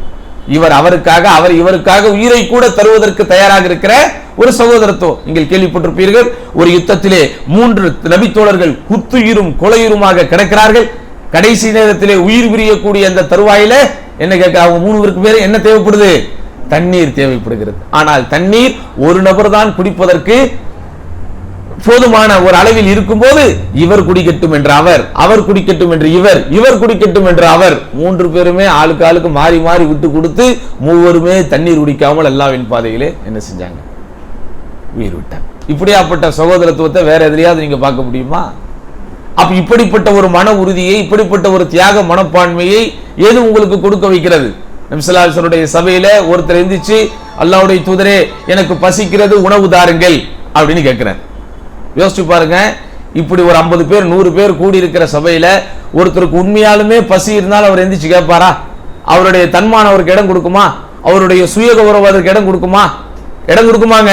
கொடுக்காது. ஆனால் அவ்வளவு பெரிய சபை இருக்கிற ஒரு இடத்துல ஒருத்தர் எந்திரிச்சு நின்று எனக்கு பசிக்குது உணவு தாங்க அப்படின்னு கேட்கிற அளவுக்கு அந்த சமூகம் அந்த ஸ்பேஸை கொடுத்திருக்கு, அந்த இடைவெளியை பிறருக்கு என்ன இருக்குது? கொடுத்திருக்கு. அப்போ நபி ஸல்லல்லாஹு அலைஹி வஸல்லம் முதல்ல எந்த நன்மையாக இருந்தாலும் தன்னிடம் இருந்து ஸ்டார்ட் பண்ணுவாங்க. அதுதான் நபி என்கிற தலைமைக்கும் இந்த உலகத்திலே இருக்கக்கூடிய சாதாரணவர்களுக்கும் இடையே இருக்கிற வித்தியாசம். முதல்ல நபி என்ன செய்யறாங்க? தன்னுடைய குடும்பத்துக்கு ஆள் அனுப்புறாங்க. எல்லா மனைவிமார்கள்ட்ட கேட்டு வாங்கங்கிறாங்க. எல்லார்ட்ட இருந்து ஒரே பதில் தான் வருது. என்ன பதில்? ஒன்றும் இல்லை. இது அல்லாஹ்வுடைய தூதர் பகிரங்கமா சொல்றாங்க. இன்னைக்கு நான் சொல்லிடுவேனா, 50 பேர் இவ்வளவு பேர் கூடி இருக்கிற இந்த சபையில என்னிடத்தில் எது இல்லை என்பதை நான் வெளிப்படையாக சொல்லிவிட முடியுமா? என் தன்மான அதுக்கு இடம் கொடுக்குமா? என் சுய கௌரவம் இடம் கொடுக்குமா? அடுத்த வாட்டி நான் அவங்க மூஞ்ச பார்க்கணுமே, ஐயோ நம்மள இவர் கேவலமா நினைச்சிடக்கூடாது அப்படின்னு தடுக்குமா இல்லையாங்க? ஆனா அகிலத்தின் அருட்கொடை அல்லாஹ்வின் தூதர் ஸல்லல்லாஹு அலைஹி வஸல்லம் கொஞ்சம் கூட வெட்கமே தயக்கமே இல்லாமல் தன் வீட்டுல எதுவுமே இல்லை அப்படிங்கறத அங்க என்ன செய்யறாங்க? பகிரங்கப்படுத்துறாங்க. அப்புறம் தான் கேட்கிறாங்க, உங்களில் யார் இந்த அல்லாஹ்வின் விருந்தாளியை கொண்டு போய், இந்த அல்லாஹ்வின் தூதருடைய விருந்தாளியை கொண்டு போய் உபசரிப்பவர் யார் அப்படின்னு கேட்கிறாங்க. எல்லாரும் இப்படி இப்படி திருப்பி திருப்பி பார்க்கறாங்க. ஏன்? யார்கிட்ட என்ன இல்ல? வசதி இல்ல. நம்ம இந்த ஹதீஸ் ஆதாரமா வச்சுக்கிட்டு யார வந்தாலும் கண்டுக்க வேணாம்னு முடிவு பண்ணிடக்கூடாது. ஏன்? அவங்களுக்கு வாய்ப்பு இல்லை. அதனால வாய்ப்பு இருந்திருந்தா என்ன பண்ணிருப்பாங்க? அவங்க உயிரை கொடுத்து கூட அடுத்தவர்களுக்கு உண்டான தேவையை நிறைவேற்றி இருப்பாங்க. இப்படிதானங்க ஒரு சகோதரத்துவம், ஒரு இஸ்லாமிய சகோதரத்துவங்கிற பாண்டிங் எவ்வளவு வலிமையானது. அல்லாஹ்வுடைய தூதர் சொல்றாங்க, அவ்வியாஃபத்து ஸலாஸத்து அய்யாம் ஃபமா ஃபௌகஹா ஸதகா. ஒரு முஸ்லிம் இன்னொரு முஸ்லிமை 3 தினம் என்ன செய்யணும்? அவன் விருந்து உபசாரம் கொடுக்கணும். அப்படி 3 நாளைக்கு மேலே அவனுக்கு போறதுக்கு வழி இல்ல, தங்கணுங்கிற மாதிரி சிச்சுவேஷன் வந்தா நீ அவனை விரட்டிட கூடாது, அது தர்மத்திற்குரிய நன்மையில போய் சேருங்கிறாங்க. இப்படியாப்பட்ட ஒரு சகோதரத்துவத்தை அல்லாஹ்வுடைய தூதர் என்ன செய்றாங்க? வலிமைப்படுத்தி உறுதிப்படுத்திங்கிறாங்க, உறுதிப்படுத்தி காட்டுறாங்க. அப்ப அத்தனை பேர் இருக்கிற சபையில ஒரே ஒருத்தர் எந்திரிச்சு நான் கூட்டு போய் இவரை கண்ணியப்படுத்துறேங்கிறார். ஆனா அவர் வீட்டுல எல்லாம் வச்சிருந்தாரா? அவர் வீட்டுல எல்லாம் இருந்துச்சா? உணவு இருக்கு. யாருக்குரிய உணவு அது? அவர் வீட்டில் உள்ள குழந்தைக்கு மட்டுமே உண்டான உணவு. இருந்தாலும் மாஷா அல்லாஹ் அந்த கணவனும் மனைவியும் சேர்ந்து, அந்த ஹதீஸ்லாம் நம்ம நிறைய வாட்டி கேட்டிருக்கிறோம். பட் அங்க கவனிக்க வேண்டிய கருத்து என்ன அப்படின்னு சொன்னா, கொள்கைக்காக ஒன்று கூடக்கூடிய ஒரு சகோதரத்துவம் எப்படியாப்பட்ட சகோதரத்துவமா இருக்கும்னு சொன்னா, அது மற்ற சகோதரத்துவத்தை போல் ஒரு சாமானிய சகோதரத்துவமாக இருக்காது. அது ஒரு ஈமானிய சகோதரத்துவமாக இருக்கும். எதெல்லாம் சாதாரண மக்கள் எதை பார்த்து தயங்குவார்களோ, எதை பார்த்து மயங்குவார்களோ, எதை அசூசை என்று கருதுவார்களோ, எதை சாதாரணம் என்று நினைப்பார்களோ, அப்படி போகாது இந்த சகோதரத்துவம். அல்லாஹ் ஒரு வலிமையை தந்து விடுவான், அல்லாஹ் ஒரு கூட்டமைப்பை தந்து விடுவான், அல்லாஹ் ஒரு உறுதியை கொடுத்து விடுவான். அதனால் தான் பாருங்கள் மாஷா அல்லாஹ், தமிழகம் முழுவதும் அல்லாஹ்வுடைய கிருபை நமக்கு பள்ளிவாசல்கள் கட்டப்பட்டிருக்கிறது. நீங்கள் நினைக்கிறீர்களா அந்த ஊரில் கட்டப்பட்ட பள்ளிவாசல் முழுவதும் அந்த ஊர்க்காரர்களுடைய காசு என்று? சொல்லுங்க. சென்னையில ஒரு பள்ளிவாசல் கட்டப்படுதுன்னா சென்னையில உள்ள புதுப்பேட்டையில் உள்ள மக்கள் மட்டும் கொடுத்து அந்த பள்ளியை கட்டிட்டாங்களா? இல்ல. நமக்கு கொள்கை ரீதியான சகோதரத்துவம் என்ன பண்ணுவாங்க? சென்னையில் நாங்கள் ஒரு பள்ளி கட்டுகிறோம் அப்படின்னு திருச்சிக்கு போவார், மதுரைக்கு போவார், திருநெல்வேலிக்கு போவார், கடலூருக்கு வருவார், நாகர்கோவிலுக்கு வருவார். பாருங்க அந்த சர்வதேச சகோதரத்துவம் எப்படி அவங்களுக்குள்ள ஒரு வலிமையை உண்டு பண்ணுது. ஆமாவா இல்லையா? அப்போ இப்படிப்பட்ட ஒரு சகோதரத்துவத்தை கொடுத்து அல்லாஹ் உலகத்திலேயே அவர்களுக்கு ஒரு பலத்தை கொடுக்கிறான். அதனால்தான் அல்லாஹ் குர்ஆன்ல சொல்றான், இப்படி மா அல்லஃப்த பைனஹும் மா அல்லஃப்த பைனஹும், நபியே இவர்களுக்கு இடையில் உண்டான உல்ஃபத் என்கிற இணைப்பை பிணைப்பை நீங்கள் உண்டாக்கவில்லை. சஹாபாக்களை பத்தி அல்லாஹ் சொல்லும்போது, குன்தும் அலா ஷஃபா ஹுஃப்ரத்தி மினன் நார், நரக படுகொழியின் விளிம்பிலே நீங்கள் இருந்தீர்கள், ஃபஅன்கதகும் மின்ஹா, அதிலிருந்து உங்களை யார் காப்பாற்றியது? அல்லாஹ்வே காப்பாற்றினான். குன்தும் மஅதாஅன், ஒருவருக்கொருவர் சண்டையிட்டுக் கொள்ளுகிற எதிரிகளாக நீங்கள் இருந்தீர்கள், ஃபஅல்லஃப பைன குலூபிக்கும், உங்கள் உள்ளங்களுக்கு இடையில் அவனே உல்ஃபத் எனும் இணைப்பை ஏற்படுத்துகிறான். அந்த இணைப்பு நபியை நீங்கள் ஏற்படுத்தியதாக நினைக்காதீர்கள். அல்ஹம்துலில்லாஹ், வெளிப்படையாக பார்க்கும்போது அல்லாஹ்வின் தூதர் ஸல்லல்லாஹு அலைஹி வஸல்லம் அவர்களை அல்லாஹ் சுப்ஹானஹு வ தஆலா பாராட்டி இன்னொரு வசனத்திலே சொல்லும்போது எப்படி சொல்கிறான்? வலவ் குன்த ஃபல்லன் கலீதல் கல்பி லன்ஃபது மின் ஹவ்லிக் ஃபபிமா ரஹ்மத்தின் மினல்லாஹ் லின்த லஹும், அல்லாஹ்வின் தனிப்பட்ட அருளின் காரணமாகவே நபியே நீங்கள் அவர்களிடத்திலே நளினமாக நடந்து கொண்டீர். வலவ் குன்த ஃபல்லன் கலீதல் கல்பி லன்ஃபது மின் ஹவ்லிக், நீர் கடின சித்தமுடையவராக கடுகடுப்பானவராக இருந்திருந்தால் உம்மை சுற்றி இருக்கிறவர்கள் எல்லாம் எப்போதோ ஓடி இருப்பார்கள். அப்போ அந்த சகோதரத்துவம், அவர்கள் அப்படி ஒரு பாண்டிங்கோடு ஒரு இணைப்போடு பிணைப்போடு வாழ்வதற்கு அல்லாஹ்வின் தூதரின் அணுகுமுறை ஒரு காரணமாக இருக்கிறது என்று அல்லாஹ்வே சொன்னாலும், அல்லாஹ்வின் தூதருக்கு அல்லாஹ் இந்த இடத்திலே சொல்லும் போது உங்களால் மட்டும்தான் அது சாத்தியமானதுன்னு நினைச்சிடாதீங்க. ஏன்னா ஃபபிமா ரஹ்மத்தின் மினல்லாஹ், அல்லாஹ்வின் அருளின் காரணத்தினால தான் நீங்க என்ன பண்ணீங்க? அவர்களோடு நளினமாக நடந்து கொண்டீர்கள். பாருங்க எப்படியாப்பட்ட ஒரு சகோதரத்துவத்தை அல்லாஹ் அங்கே ஏற்படுத்தினான். அதாவது அவருடைய மானம் தன்னுடைய மானம் என்று கருதக்கூடிய அளவிற்கு, அவருடைய உயிர் தன்னுடைய உயிர் என்று கருதக்கூடிய அளவுக்கு, யூசிரூன அலா அன்ஃபுஸிஹிம் வலவ் கான பிஹிம் ஹஸாஸா, தங்களுக்கென்று சுய தேவைகள் இருந்த போதிலும் தம்மை காட்டிலும் பிறரையே அவர்கள் தேர்ந்தெடுப்பார்கள் என்று சொல்லக்கூடிய அளவிற்கு அல்லாஹ் சுப்ஹானஹு வ தஆலா என்ன செய்கிறான்? அவர்களுக்கு ஒரு உல்ஃபத் என்கிற ஒரு இணைப்பை கொடுத்து பிணைப்பை கொடுத்து அல்லாஹ் சுப்ஹானஹு வ தஆலா அவர்களுக்கு வலிமையை தருகிறான். அதே போன்ற ஒரு வலிமையை அல்லாஹ் சுப்ஹானஹு வ தஆலா நமக்கும் தருவான். அப்படிங்கிறது என்ன செய்யணும்? நம்ம புரிந்து கொள்ளணும். அடுத்து என்ன? அல்லாஹ் சுப்ஹானஹு வ தஆலா இப்படி குரபாக்கள் என்கிற பேரிலே ஒரு சின்னஞ்சிறு கூட்டத்தை தனித்துவமாக வைப்பதற்கு, தனித்து வைப்பதற்கு என்ன காரணம்? இப்ப நம்ம எல்லாருமே நினைக்கலாம், இப்ப இந்த அரபு நாடுகள்லாம் முஸ்லிம்கள் எல்லாம் அப்படியே அடர்த்தியா தானே இருக்கிறாங்க, அப்படிதானே? இப்ப நம்ம மற்ற ஊர்கள்ல முஸ்லிம்கள் என்கிற பேரில் அடர்த்தியாக இருந்தாலும் அவர்களை நாம் ஒரு அடர்த்தியான முஸ்லிம் மக்கள் தொகை என்று பார்ப்பதில்லை. காரணம், கொள்கை ரீதியாக அவங்க எப்படி இல்லை, ஒன்னா இல்லை, அப்படிதானே? இப்போ டெல்டா மாவட்டத்தில் முஸ்லிம்கள் அடர்த்தியாக இருக்கிறார்கள், அந்த கடற்கரை மாவட்டத்தில் முஸ்லிம்கள் அடர்த்தியா இருக்கிறாங்க, ரைட்? அரசாங்கத்தின் பார்வையில் இவர்கள் எல்லாம் முஸ்லிம்கள் அடர்த்தியா இருந்துட்டு போட்டும். ஆனால் குர்ஆன் சுன்னா என்கிற இந்த கொள்கையை பின்பற்றுகிற விஷயத்தில் இருக்கக்கூடியவர்கள் எல்லாம் அப்படி ஒட்டுமொத்தமா இருக்கிறோமா அப்படின்னு பார்த்தா எல்லா இடத்துலயும் இல்லை. ஆமாவா இல்லையா? சரி, நமக்கு எப்போதும் ஒரு சந்தேகம் வரும். இப்போ இந்த சவுதி மாதிரியான நாடுகள்ல, வளைகுடா நாடுகள்ல ஒழுக்க ரீதியான விஷயங்கள்ல அவங்க ஒரு மாதிரி இருந்தாலும் பலர், பட் அல்லாஹ் அல்லாத யாரையும் அவங்க என்ன செய்யறது இல்ல, வழங்குறது இல்லையே. அப்ப அந்த தௌஹீதுங்கிறது அங்க வாழதானே செய்யுது. அப்ப அங்க அவங்க உரபாக்களா இல்லையே, அப்ப அதை எப்படி புரிஞ்சுக்கிறது? இந்த கேள்வி உங்களுக்கு வந்திருக்குதா? குரபாக்கள்னு சொன்னா உலகத்தில் எல்லா பேரும் குரபாவா தானே இருக்கணும். அங்க இருக்கிறவங்க எல்லாம் குரபாக்களா இல்லையே, எல்லாம் பெரிய உலமாக்களால இருக்கிறாங்க. அப்படின்னா என்னது? ரொம்ப படாட்டோபத்தோடும் ஆடம்பர வாழ்க்கையிலும் செல்வ செழிப்போடும் குறிப்பாக மார்க்கத்தை பின்பற்றுகிற விஷயத்தில் அச்சுறுத்தல் இல்லாமல் இருக்கிறாங்களே. உரபாக்களுக்கு உண்டான முக்கியமான தகுதி என்ன? மார்க்கத்தை பின்பற்றுகிற விஷயத்தில் அவங்களுக்கு என்ன இருக்கும்? ஒரு அச்சுறுத்தல் இருந்து கொண்டே இருக்கும். அப்படி இல்லாம இருக்கிறாங்களே, அப்ப அதை எப்படி எடுத்துக்கிறது? அது எப்படி நம்ம எடுத்துக்கணும் அப்படின்னு சொன்னா, உண்மையிலேயே தனிப்பட்ட ரீதியிலே ஒவ்வொரு தனிப்பட்ட முஸ்லிம்கள் எப்படி வாழ்கிறாங்கிறது நமக்கு தெரியாது. சரியா? ஒட்டுமொத்தமாக பார்க்கும்போது அவர்கள் எல்லாம் எந்த விதமான பிரச்சனைகளின் கீழ் வராமல் நிம்மதியாக வாழ்ந்து கொண்டிருக்கிறார்களே என்றால், அல்லாஹ் சுப்ஹானஹு வ தஆலா அவருடைய மூதாதையர்கள், அவருடைய முன்னோர்களை ஆல்ரெடி இந்த கொள்கைக்காக தியாகம் பண்ண வச்சுட்டான். அப்படிதானா? அப்போ அல்லாஹ் சுப்ஹானஹு வ தஆலா அன்றைக்கு அந்த முன்னோர்கள் பட்ட கஷ்டத்துக்காக கூட என்ன செஞ்சிருக்கலாம்? அவர்களுடைய இந்த வம்சாவளிகளை, இந்த வாரிசுகளை, இந்த பின்தோன்றர்களை அல்லாஹ் சுப்ஹானஹு வ தஆலா நிம்மதியாக வாழ வைத்திருக்கலாம். ஆமாவா இல்லையா? இப்போ தாயிஃப் நகரத்து சம்பவத்தில் நமக்கு இருக்கக்கூடிய முக்கியமான படிப்பினை என்ன? அல்லாஹ்வுடைய தூதர் என்ன சொன்னாங்க? இந்த மலையின் மலக்குகள் இறங்கி, மலைக்கு பொறுப்பான மலக்குகள் இறங்கி, முகமதே நீங்கள் இந்த மக்களுக்கு என்ன சொன்னீர்கள், அதற்கு அவர்கள் என்ன செய்தார்கள் அப்படிங்கிறத உங்கள் இறைவன் பார்த்து விட்டான். அதனால் இந்த இரண்டு மலைகளுக்கு மத்தியில் இவர்களை வைத்து நசுக்குவதற்காக இதோ மலையின் மலக்குகள் இங்கே வந்திருக்கிறார்கள், நீங்கள் சொல்லுங்கள் உங்களுடைய விருப்பத்தை அப்படின்னு ஜிப்ரீல் அலைஹிஸ்ஸலாம் தான் கேட்கிறாங்க. அப்போ நபி ஸல்லல்லாஹு அலைஹி வஸல்லம் என்ன சொன்னாங்க? இவர்கள் ஈமான் கொள்ளாவிட்டாலும் இவர்களுடைய சந்ததிகள் ஈமான் கொள்வார்கள் என்று நான் ஆதரவு வைக்கிறேன் அப்படின்னா. அப்போ ஒரு தலைமுறையில் உள்ள மூதாதையர்கள் ஏதேனும் சோதனைகளை அனுபவித்து விட்டால், அல்லாஹ்வின் பார்வையில் அவர்களுடைய கணக்கு தீர்ந்து விட்டது என்று அல்லாஹ் முடிவெடுத்திருந்தால், அவர்களுடைய வாரிசுகளை சந்ததிகளை அல்லாஹ் கொஞ்சம் சுகபோகமா என்ன செஞ்சிடறான்? வாழ வைத்து விடுகிறான். அப்ப அதனால உறவாக்கல் என்கிற விஷயம் வரும்போது நமக்கு பகட்டோடு வாழக்கூடியவர்களுடைய முகங்கள் நம்முடைய நினைவுக்கு வரக்கூடாது. நம்மள மாதிரி எங்கெல்லாம் மக்கள் சிரமத்திலே இருக்கிறார்களோ, எங்கெல்லாம் சிறுபான்மையாக வாழ்ந்து கொண்டிருக்கும் போது கூட மார்க்கத்தினுடைய அந்த பிடிப்பை விட்டு தராமல் இருக்கிறார்களோ, கடைசி கட்டம் வரைக்கும் மார்க்கத்தினுடைய தனித்தன்மையை இழந்துவிடக் கூடாது என்கிற முயற்சியோடு வாழ்ந்து கொண்டிருக்கிறார்களோ, அவர்களை தான் என்ன செய்யணும்? நம்ம பார்க்கணும். புரியுதா உங்களுக்கு? உங்களுக்கு மேல் உள்ளவர்களை பார்க்காதீர்கள், உங்களுக்கு கீழ் உள்ளவர்களை பாருங்கள் அப்படிங்கிறது எல்லா விஷயத்திலையும் தான். புரியுதா உங்களுக்கு? அப்போ இந்த மாதிரி உலகத்திலே சில பேர் படாட்டோபத்தோடும் பகட்டோடும் வாழ்ந்து கொண்டிருக்கும் போது, அவர்கள் முஸ்லிம்களாகவே இருந்தும் கூட, அப்போ கொள்கைவாதிகளாகிய நாம் ஒரு உறவாக்கள் போல வாழ்கிறோம் என்றால் அல்லாஹ் நம்மை தேர்ந்தெடுத்திருக்கிறான் அப்படிங்கிறது என்ன செய்யணும்? நம்ம புரிந்து கொள்ள வேண்டும் சகோதரர்களே. சரி, இப்ப அடுத்து இந்த உறவாக்களுக்கு சில சிஃபத்துகள் இருப்பதாக இமாம் இப்னுல் கய்யிம் ரஹிமஹுல்லாஹ் அவர்களது புகழ்பெற்ற ஒரு நூல்ல சொல்றாங்க. இமாம் இப்னுல் கய்யிம் கேள்விப்பட்டிருக்கிறீங்களா?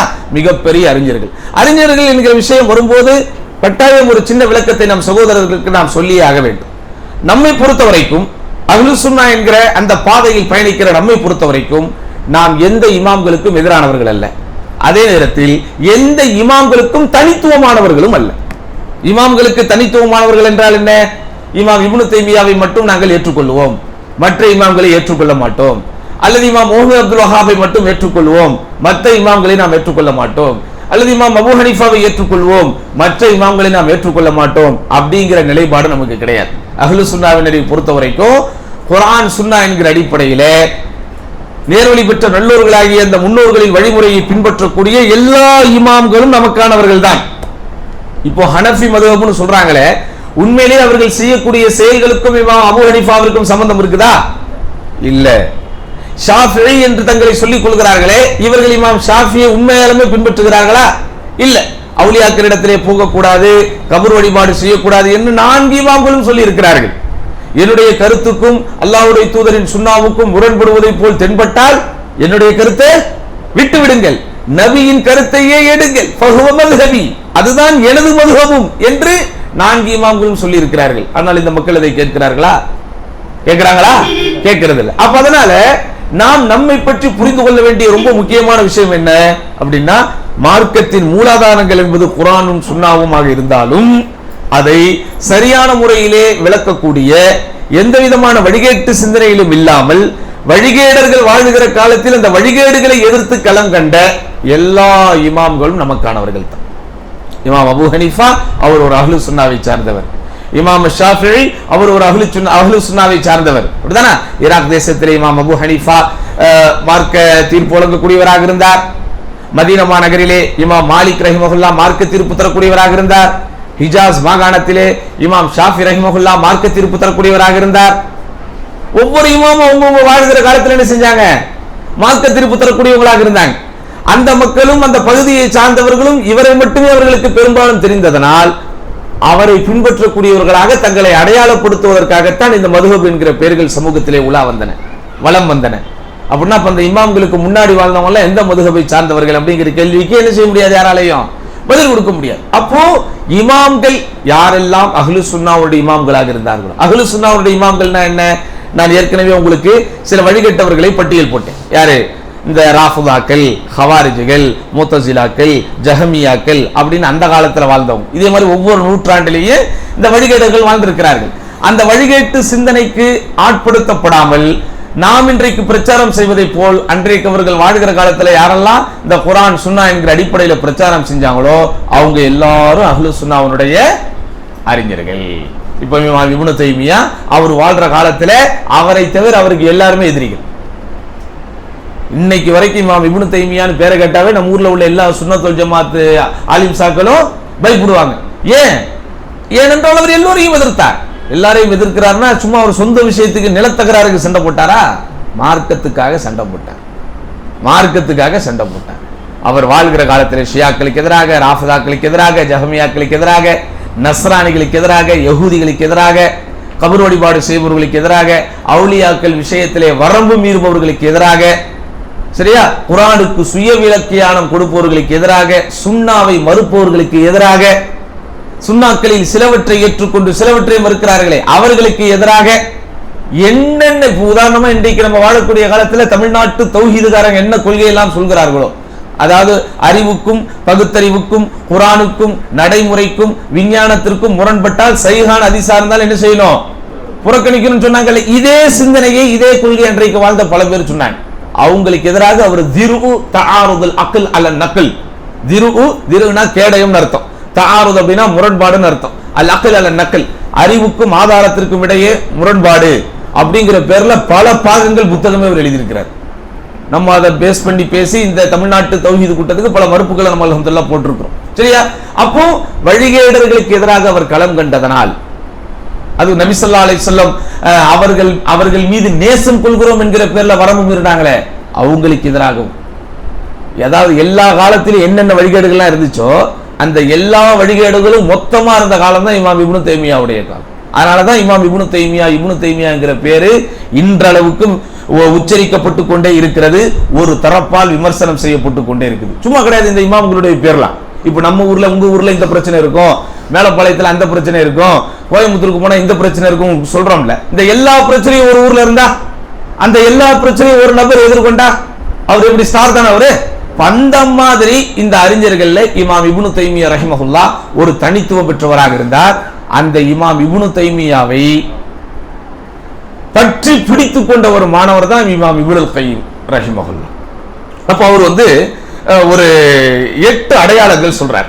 இந்த குரபாக்கள் யார் அப்படிங்கிறதுக்கு இந்த ஹதீஸ்கள் எல்லாத்தையும் மையமாக வச்சு அவருடைய அனுபவத்தை வைத்து அவருடைய அறிவை வைத்து ஒரு 8 அடையாளங்கள் சொல்றாரு. அந்த 8 அடையாளங்கள் நம்மிடத்துல இருக்குதா அப்படிங்கறது என்ன செய்யணும், இதுதான் ஒரு செல்ஃப் அசஸ்மெண்ட், சுய பரிசோதனை. அப்படிதான் இப்ப நம்ம குரபாக்கள் நினைச்சுக்கிட்டு இருக்கிறோம். அல்லாஹ் நம்மை குரபாக்களாகவே ஆக்கட்டும். நம் மூலம் அல்லாஹ் சுப்ஹானஹு வ தஆலா மார்க்க பிரச்சாரம் பரவுவதற்கும் மார்க்க பிரச்சாரம் பல இடங்களிலே சென்றடைவதற்கும் அல்லாஹ் நம்மை காரணமாக வைக்கட்டும். சரியா? முதலாவது விஷயம் என்ன, அத்தமஸ்ஸுகு பிஸ்ஸுன்னஹ் இதா ரகிப அன்ஹன் நாஸ். மக்கள் எல்லாம் சுன்னாவை விட்டு புறக்கணித்தாலும், நபி ஸல்லல்லாஹு அலைஹி வஸல்லம் வழிமுறையை விட்டு புறக்கணித்தாலும் இறுதி வரைக்கும் அந்த சுன்னாவை பற்றி பிடிப்பது, அதுதான் முதலாவது அடையாளம். அல்லாஹ்வின் தூதர் ஸல்லல்லாஹு அலைஹி வஸல்லம் அவர்களது வாழ்வியல் வழிமுறையை என்னது பின்பற்ற வேண்டும். மக்கள் எல்லாம் அதை விட்டு போனாலும் சரி, ஒவ்வொரு காலத்திலையும் இந்த அஹ்லு சுன்னாவிலே வாழ்ந்தவர்கள் இப்படிப்பட்ட விஷயத்தை தான் செஞ்சிருக்கிறாங்க. அதற்காக எவ்வளவு தியாகங்களும் அனுபவித்திருக்கிறார்கள். உதாரணமாக இமாம் அஹ்மத் இப்னு ஹம்பல் கேள்விப்பட்டிருக்கிறீங்களா? இமாம் அஹ்மத் இப்னு ஹம்பல் அவங்கள பத்தி அறிஞர்கள் எழுதும் போது இமாம் அஹ்லு சுன்னா வல் ஜமாஅ, அஹ்லு சுன்னத் வல் ஜமாஅத்தினுடைய இமாம் அப்படின்னு சொல்லுவாங்க. ஏன் அவங்க அப்படி சொல்றாங்க? ஏன்னா அவங்க வாழ்ந்த காலத்துல சிந்தனை ரீதியான ஒரு பிதஅத்தை எதிர்த்து தன்னுடைய கடைசி மூச்சு இருக்கிற வரைக்கும் அவங்க போராடினாங்க. அவங்க காலத்துல வந்த ஃபித்னா என்னது, குழப்பம் என்னது, குர்ஆன் இறக்கப்பட்டதல்ல படைக்கப்பட்டது அப்படிங்கிற. குர்ஆன் படைக்கப்பட்டதா இறக்கப்பட்டதா? இறக்கப்பட்டது. ஆனா இன்னைக்கு குர்ஆனை நம்ம டச் பண்றோமே, குர்ஆனை புத்தகமா வச்சிருக்கிறோமே, அப்படிதானே? இது ஒரு கிரியேஷன், ஒரு படைப்பு. இதை என்னால தொட முடியுது, பாக்கெட்ல வைக்க முடியுது. அதே மாதிரி குர்ஆனை என்னால கையில பிடிக்க முடியுது. அப்ப அதனால இது என்னது படைக்கப்பட்டது அப்படிங்கிற அந்த லாஜிக்கல் தியரி இன்னைக்கு வரைக்கும் சமுதாயத்தை வழிகெடுத்து கொண்டிருக்கக்கூடிய ஒரே பிரச்சனை என்னது, எல்லா விஷயத்திலையும் லாஜிக்கல் ரீசனிங், என்னுடைய பகுத்தறிவுக்கு எனது அறிவுக்கு எல்லாம் ஒத்து போகணும்னு நம்ம நினைக்கிறோம். அப்ப மார்க்கம் பகுத்தறிவுக்கு உட்பட்டதா உடன்பட்டதா இல்லையானா பகுத்தறிவுக்கு உட்பட்டதுதான். அந்த பகுத்தறிவுங்கிறது உன்னுடைய சிற்றறிவுன்னு நீ நினைக்க கூடாது. புரியுதா உங்களுக்கு? மார்க்கம் அறிவுக்கு உட்பட்டதே, அறிவுக்கு உடன்பட்டதே. அதுல ஆனா எது அறிவுங்கிறத யாரு தீர்மானிப்பா? அப்படிதானங்க. இப்ப இப்லீஸ் அப்படிங்கிறவன் வழிகட்டதனுடைய காரணம் என்ன? எதுக்காக இப்லீஸ் வானத்துல தானங்க இருந்தான்? அவன் ஏன் ஷைத்தானுர் ரஜீம், எடுத்தறியப்பட்ட ஷைத்தானாக ஏன் மாறினான்? மறுத்ததுக்கு என்ன காரணம் சொன்னான்? பகுத்தறிவு ரீதியான காரணம் தான் சொன்னான். அப்படிதானா? நான் படைக்கப்பட்டேன்னு சொல்லலாம, நீதான் என்னை அல்லாஹ்வுடைய படைப்பாற்றலை ஏற்றுக்கொண்டவன், தௌஹீது ருபூபிய்யாவை ஏற்றுக்கொண்டவன். தௌஹீத மூணா பிரிக்கிறோம்ல, தௌஹீது ருபூபிய்யா, தௌஹீதுல் உலூஹிய்யா, தௌஹீதுல் அஸ்மாஇ வஸ்ஸிஃபாத். அல்லாஹ்வின் படைப்பாற்றல் விஷயத்தில் அல்லாஹ்வை ஒருமைப்படுத்துவது, வணக்க வழிபாடுகள் அல்லாஹ்வுக்கு மட்டுமே என்று அதை அல்லாஹ்வுக்கு ஒருமைப்படுத்துவது, அல்லாஹ்வின் பெயர்கள் பண்புகள் அல்லாஹ்வுக்கு மட்டுமே உரித்தானது என்று ஒருமைப்படுத்துவது. இதுல ஹலக்தனி மின் நார், நெருப்பிலிருந்து என்னை படைத்திருக்கிறாய், ஹலக்தஹு மின் தீன், களிமண்ணிலிருந்து அவரை படைத்திருக்கிறாய். அப்போ களிமண்ணை விட நெருப்பு தான் என்னது? உயர்ந்தது. அப்போ நெருப்பால் படைக்கப்பட்டிருக்கிற நானு களிமண்ணால படைக்கப்பட்ட ஒருத்தருக்கு எப்படி சுஜூது செய்ய முடியும் அப்படின்னு அவன் எதை முற்படுத்தினா? அறிவை தான் முற்படுத்த. இப்ப அல்லாஹ்வுக்கு பதில் சொல்லல. நெருப்புடைய ஃபாரன் இப்படி, நெருப்புடைய சயின்டிபிக் இப்படி, களிமண்ணுடைய இது இப்படி அப்படின்னு அல்லாஹ் அவனுக்கு விளக்கம் கொடுத்தானா? கட்டுப்படலையா? நீ போ, ஷைத்தானுர் ரஜீம். யார் நீ? விரட்டப்பட்ட ஷைத்தானாக மாறிவிட்டார். நெருப்பு பெருசா களிமண் பெருசானா யாரா இருந்தாலும் எதுதான் பெருசும்பாங்க? சொல்லுங்க, நெருப்பு தான். ஆனா அந்த நெருப்பை களிமண்ணை போட்டு அணைக்க முடியுமா? முடியாதா? அப்ப எல்லா அறிவும் ஒரே மாதிரி இருக்காது. எனக்கு வலதுபுறமாக தெரிவது உங்களுக்கு இடதுபுறமா தெரியும். எனக்கு நல்லதாக தெரிகின்ற ஒன்று உங்களுக்கு கெட்டதாக தெரியும். இப்போ பால் நல்லதா கெட்டதா கேட்டா நீங்க என்ன சொல்லுவீங்க? எல்லாரும் நம்ம நல்லதான் சொல்லுவான். ஆனா சில குரூப் கிளம்பி இருக்கான், அவன் என்ன சொல்லுவான்? அது கெடுதி அப்படின்னு என்னென்ன காரணம் சொல்லுவான். சரி விடுங்க, அவங்க சொல்ற காரணம் சரியா தப்பாங்கிற ஆய்வுக்குள்ள போக வேண்டாம். ஆனால் எல்லா மனிதனுடைய அறிவுக்கும் சரி என்று படுவது சிலருக்கு என்ன செய்யாது, சரின்னு படாது. இப்போ நான் உங்ககிட்ட கேட்கிறேன், சுகருக்கு அலோபதி டேப்லெட் எடுக்கலாமா வேணாமா? நீங்க என்ன சொல்றீங்க? நீங்க எடுக்கலாங்கிறீங்க. நிறைய பேர் என்ன சொல்றாங்க? எடுக்க கூடாது. ஆனா எடுக்க கூடாதுன்னு சொல்றவங்க எல்லாம் பொற்று போயிடும். எல்லாம் அறிஞ்சவன். நம்ம யாரெல்லாம் அந்த மாத்திரை எடுக்கிறவங்க கஷ்டப்பட்டு ஒரு மாதிரி கதறி கதறி மேல வந்தாலும் இந்த மாத்திரையே எடுக்க மாட்டேன்னு பிடிவாதம் இருக்கிறவங்க நம்ம அறிஞ்ச சர்க்கிள்ல. அதுக்காக இது உண்மையாத்தான் உறுதியாத்தான் கரெக்டா தான் இருக்கணும்னு அவசியம் கிடையாது. ஆனா ஒருத்தன் கண்ணுக்கு சரின்னு படுறது இன்னொருத்தன் கண்ணுக்கு எப்படி போடும்? தவறுன்னு போடும். அப்ப அதனால எல்லாமே என்னுடைய இந்த கண்ணுக்கும் என்னுடைய இந்த அறிவுக்கும் உட்பட்டு உடன்பட்டு தான் இருக்கணும்னு என்ன செய்யக்கூடாது? நம்ம பிடிவாதம் பிடிக்க முடியாது. அதனாலதான் அலி ரலியல்லாஹு ரொம்ப அழகா சொன்னாங்க. காலுரை சட்டத்தை பத்தி சொல்லும் போது, உது செஞ்சுட்டு நம்ம காலுரை போட்டோன்னு வைங்க, திரும்ப உது செய்யும் போது சாக்ஸ் அவுத்துட்டு நம்ம என்ன செய்ய தேவையில்லை, கால கழுவ தேவையில்லை. அந்த காலுரையை தடவி கொடுத்தால் போதும், அப்படிதானே? ஆனா அந்த காலுரையை தடவும் போது மேல தடவோமா கீழே தடவோமா? சட்டப்படி ஷரியத்துப்படி எங்கதான் தடவணும்? மேலதான் தடவணும். ஆனா அலி ரலியல்லாஹு அதை தடவும் போது என்ன சொன்னாங்க? லவ் கான தீனு பிர்ரை, மார்க்கம் என்பது முழுக்க முழுக்க நம்முடைய கருத்துக்கும் அறிவுக்கும் உட்பட்டுதான் இருக்க வேண்டும் என்றிருந்தால் கீழே தடவுவதே மேலே தடவுவதை விட சரியாக இருக்கும். ஆனா அத்தீனு அஸ்ஸம்உ வத்தாஅ, மார்க்கங்கிறதே என்னது? செவி மடுக்கணும், கட்டுப்படணும் அப்படின்னு சொல்லி மேலே தடவிட்டு போனாங்க. இதுதான் மார்க்கம். இதுதான் என்னது? மார்க்கம். அப்படிதானங்க? ஏன்னா அறிவுங்கிறது நாட்டுக்கு நாடு வித்தியாசப்படுது. இப்ப நம்ம ஊர்ல ஹிஜாப்ங்கிறது ஒரு பக்கம் இருக்கட்டும், அது முஸ்லிம்களுடைய ஒரு சர்வதேச உடைங்கிறது ஆயிடுச்சு. ஹிஜாப் இல்லாமல் பெண்கள் அணியக்கூடிய ஆடைகள்லயே நீங்க இந்தியாக்காரி கிட்ட போய் கேட்டீங்கன்னா என்ன சொல்லுவாங்க? சேலைதான் பண்பாடு பாரம்பரியம். இதே சேலையை கட்டிட்டு நீங்க வெளிநாட்டுக்கு போனீங்கன்னா அங்க உள்ளவங்களுக்கு எப்படி இருக்கும்? அது விகாரமா இருக்கும், வித்தியாசமா இருக்கும், வினோதமா இருக்கும், வேற்று கிரகத்திலிருந்து வந்த மாதிரி இருக்கும். அப்ப எல்லாருடைய அறிவும் எல்லா விஷயத்திற்கும் ஒரே மாதிரியான தீர்வையும் வழங்க முடியாது. இப்ப நான் இது சவுத் இந்தியாவில் கேட்கிறேன், எதுங்க நல்ல பாரம்பரியமான உணவு, எதுங்க நல்ல உணவுன்னு கேட்டா டக்கு நீங்க சொல்லுங்க ரைஸ் தான், அரிசி உணவும் பீங்க. வடநாட்டுக்கு போனா சப்பாத்தியும்பா, ரொட்டியும்பா, நீங்க இட்லியும் பீங்க. அவனுக்கு இட்லிக்கு அர்த்தமே தெரியாது. அப்ப நீங்க நன்றாக புரிந்து கொள்ள வேண்டும், உலகத்தில் இருக்கக்கூடிய ஒருவருடைய அறிவு சரி என்று சொல்வதை இன்னொருவருடைய அறிவு என்ன செய்யும்? தப்புன்னு சொல்லுவோம். அதனாலதான் நம்ம அல்லாஹ்வுடைய அறிவுக்கும் அல்லாஹ்வுடைய தூதருடைய அறிவுக்கும் மார்க்கத்தை விட்டுறோம். அல்லாஹ்வை ஏற்றுக்கொள்ளும் வரைக்கும் தான் உன்னுடைய அறிவு பயன்படணும். அல்லாஹ்வை ஏத்துக்கிட்டா அல்லாஹ் என்ன சொல்றானோ அதை பின்பற்றுவதற்கு தான் உன்னுடைய அறிவு போகணும். அதுதான் சரியான அறிவு. உங்களுக்கு அப்ப எல்லாவற்றிலும் என்ன செய்ய முடியாது? நம்ம லாஜிக்கல் ரீசனிங் பார்க்க முடியாது. ஆனா இந்த லாஜிக்கல் ரீசனிங் பார்த்து வழிகட்டவர்கள் நம்ம வாழ்ற இந்த தமிழ்நாட்டு தௌஹீதுக்காரர்கள் மட்டும் வாழ்ற காலத்துல இல்ல, இது ஆதி காலத்துலதே இருக்கு. அதுல உச்சகட்டமா இமாம் அஹ்மது இப்னு ஹம்பல் அவங்க வாழ்ந்த காலத்துல அல் குர்ஆன்ங்கிறது என்னது? அருளப்பட்டதல்ல, இறக்கப்பட்டதல்ல, அது படைக்கப்பட்டது. அப்போ இமாம் அஹ்மது இப்னு ஹம்பல் கடைசி வரைக்கும் போராடுறாங்க. இல்ல, இதை நீங்க படைக்கப்பட்டதுன்னு சொல்ல முடியாது. ஏன் படைக்கப்பட்டதுன்னு சொல்றதுனால என்ன ஆயிரும்? எப்படி நீங்க படைக்கப்பட்டதுன்னு சொல்ல முடியும்? அல்லாஹ் தன்னுடைய குர்ஆனை கலாம்ங்கறான். கலாம்னா என்னது? அல்லாஹ்வுடைய பேச்சு. அப்ப அல்லாஹ் தனது பேச்சை தானே படைத்து விட்டானா? படைப்பினங்கள் எல்லாம் அல்லாஹ் வணங்குது. அப்ப அல்லாஹ்வின் பேச்சு அல்லாஹ்வை வணங்குமா?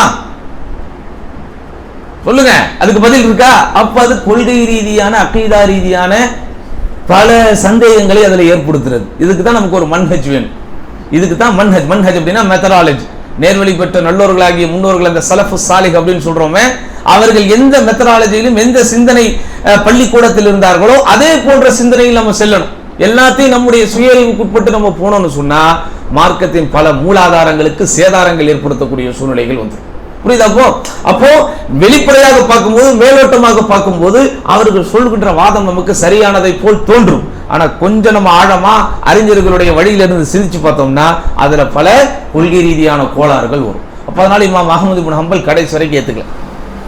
சின்ன சின்னதா இந்த சிந்தனைகள் அங்கங்க உருவாகிக்கிட்டே இருக்கு. சில கிரேக்க தத்துவத்தை கற்றுக்கொண்டவர்களுடைய புலனை இந்த சிந்தனை எப்படி வந்துச்சுன்னு உங்களுக்கு கேள்வி வரலாம். இந்த சிந்தனை எப்படி சமூகத்துல வந்துச்சு? இந்த சிந்தனை எப்படி வந்துச்சுன்னு சொன்னா இந்த கிரேக்க தத்துவம் இருக்குல்ல, கிரேக்க தத்துவம், அந்த கிரேக்க தத்துவத்தின் பால் ஈர்க்கப்பட்டவர்கள் எதுவுமே புதிதாக கிடைக்கும் போது அவர்களுக்கு சுவையாகத்தான் தெரியும். அப்ப அதை சுமந்துகிட்டு சின்ன சின்னதா அங்கங்க அப்படியே இந்த கருத்தை அவங்க ஸ்ப்ரெட் பண்ணிக்கிட்டே இருக்கிறாங்க. கடைசியில் அந்த ஆட்சியாளர் ஒருவர் வருகிறார். அந்த ஆட்சியாளருக்கு இந்த கருத்து பிடிச்சு போயிடும். அவர் இந்த கருத்தின் பால் ஈர்க்கப்பட்டு தன்னுடைய இந்த கருத்தை தன் நாட்டு மக்கள் அனைவர் மீதும் திணிக்கிறார். யாரெல்லாம் இதை ஏத்துக்கலையோ அவங்களை சிறைக்கு அனுப்புகிறார், சித்திரவதை செய்கிறார், சொல்லனா துயரங்களை தருகிறார். அப்போ இந்த இமாம் அஹ்மது இப்னு ஹம்பலுக்கு யாரெல்லாம் சப்போர்ட் பண்ணாங்களோ அவங்கள பெரும்பான்மையானவர்கள் சரி நம்ம நிர்பந்தமான சூழ்நிலையில நமக்கு அவங்க சொல்ற கருத்துக்கு நம்ம உடன்படுறது தப்பு இல்லை அப்படின்னு அவங்களே ஆறுதல் சொல்லி கொண்டு என்ன செஞ்சுக்கிட்டாங்க, அந்த கருத்தை சரிங்கிற மாதிரி சொல்ல ஆரம்பிச்சிட்டாங்க.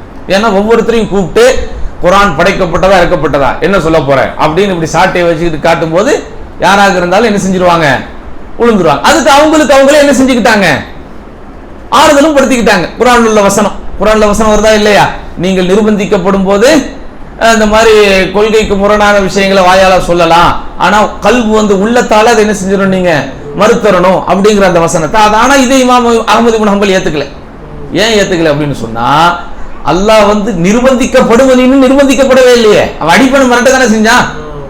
உங்களுக்கு மிரட்டுறது வேற, அடி வாங்குறது வேற. இந்த சட்டம் எப்போ வரும் அப்படின்னா அடி நம்மளை அடிக்கிறான், சித்திரவதை பண்றான், கடைசியில உயிரே போகுது. இந்த மாதிரி டைம்ல தான் என்ன செய்யணும்.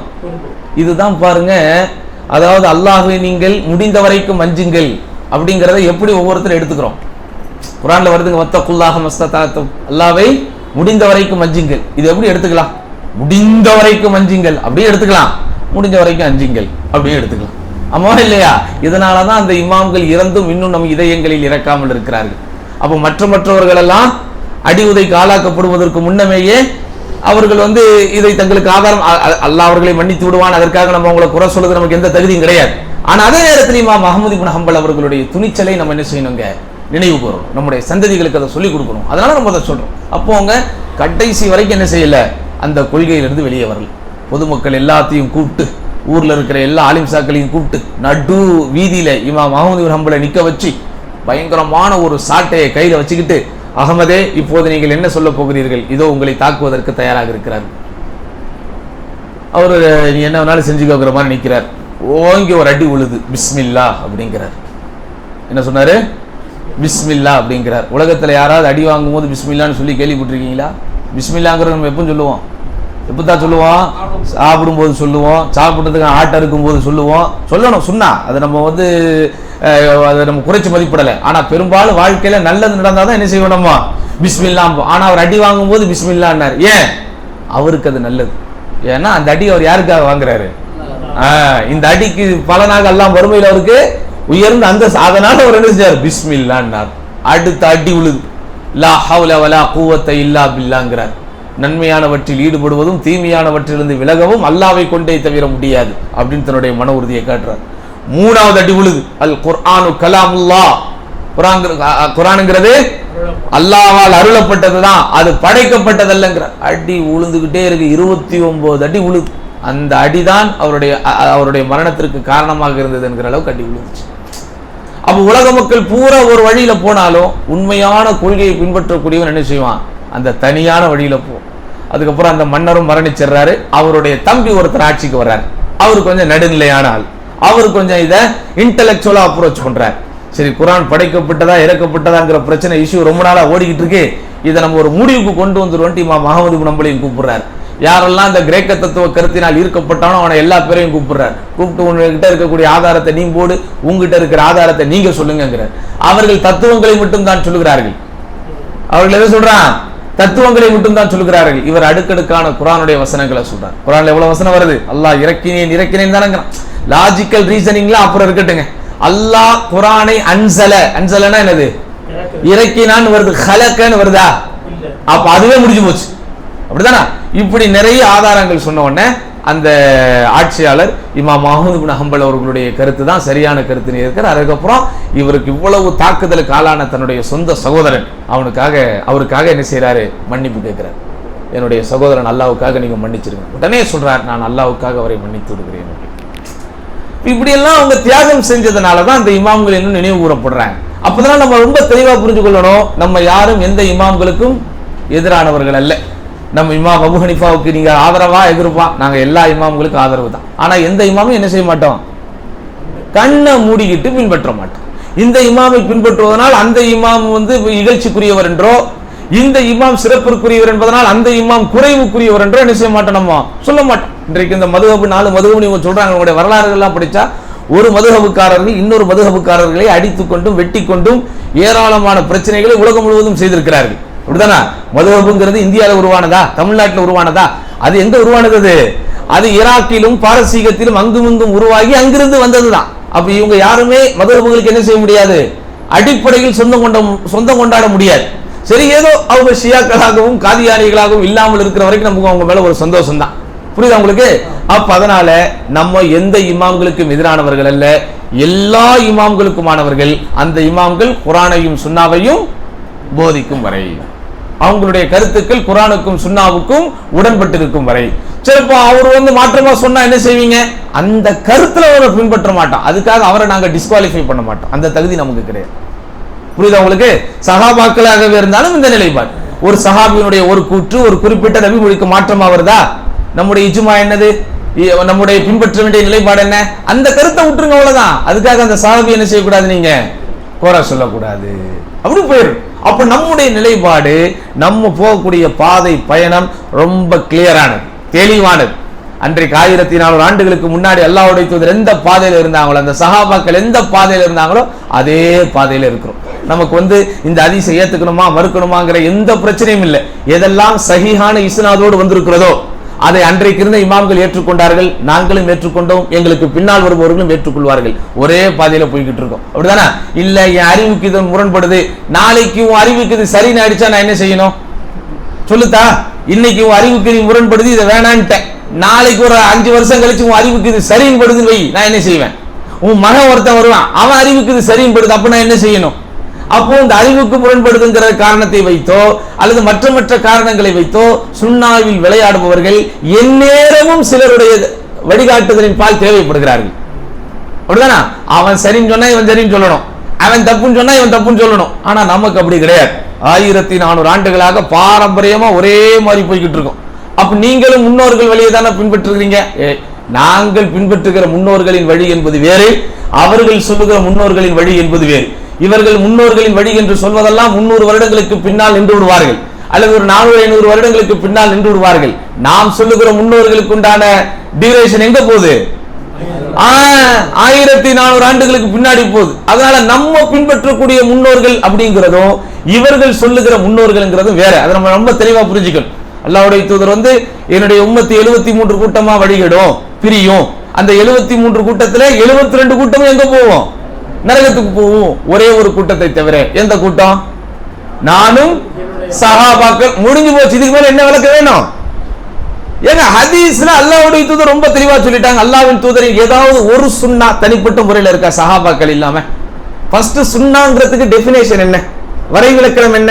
மா உதிஃப இல நபி ஸல்லல்லாஹு அலைஹி வஸல்லம் மின் கௌலின் அவ் ஃபிஅலின் அவ் சுன்னத்தின் அவ் தக்ரீரின் அவ் வஸ்ஃபின். அல்லாஹ்வின் தூதரோடு இணைக்கப்படுகின்ற சொல், அல்லாஹ்வின் தூதரோடு இணைக்கப்படுகின்ற செயல், அல்லாஹ்வின் தூதரோடு இணைக்கப்படுகின்ற அங்கீகாரம், அல்லாஹ்வின் தூதரோடு இணைக்கப்படுகின்ற வர்ணனை, இதுதான் சுன்னா. இந்த சொல், செயல், அங்கீகாரம், வர்ணனைங்கிற 4 பகுதிகளில் சஹாபாக்கள் இல்லாம ஏதாவது ஒரு பகுதி இருக்குதா? சொல் அப்படின்னா அந்த சொல்லு யார் நமக்கு சொன்னது? அப்போ சஹாபாக்கள் அங்க வந்துட்டாங்க. செயல் அப்படின்னா அந்த செயலை யார் பார்த்தது? எல்லா செயலையும் நான் இப்படி செய்பவனாக இருந்தேன், நான் இப்படி செய்பவனாக இருந்தேன் அப்படி ஹதீஸ்ல ஒரு ஒரு ஒரு சேயிங்க, ஒரு சொல்லா வருதா?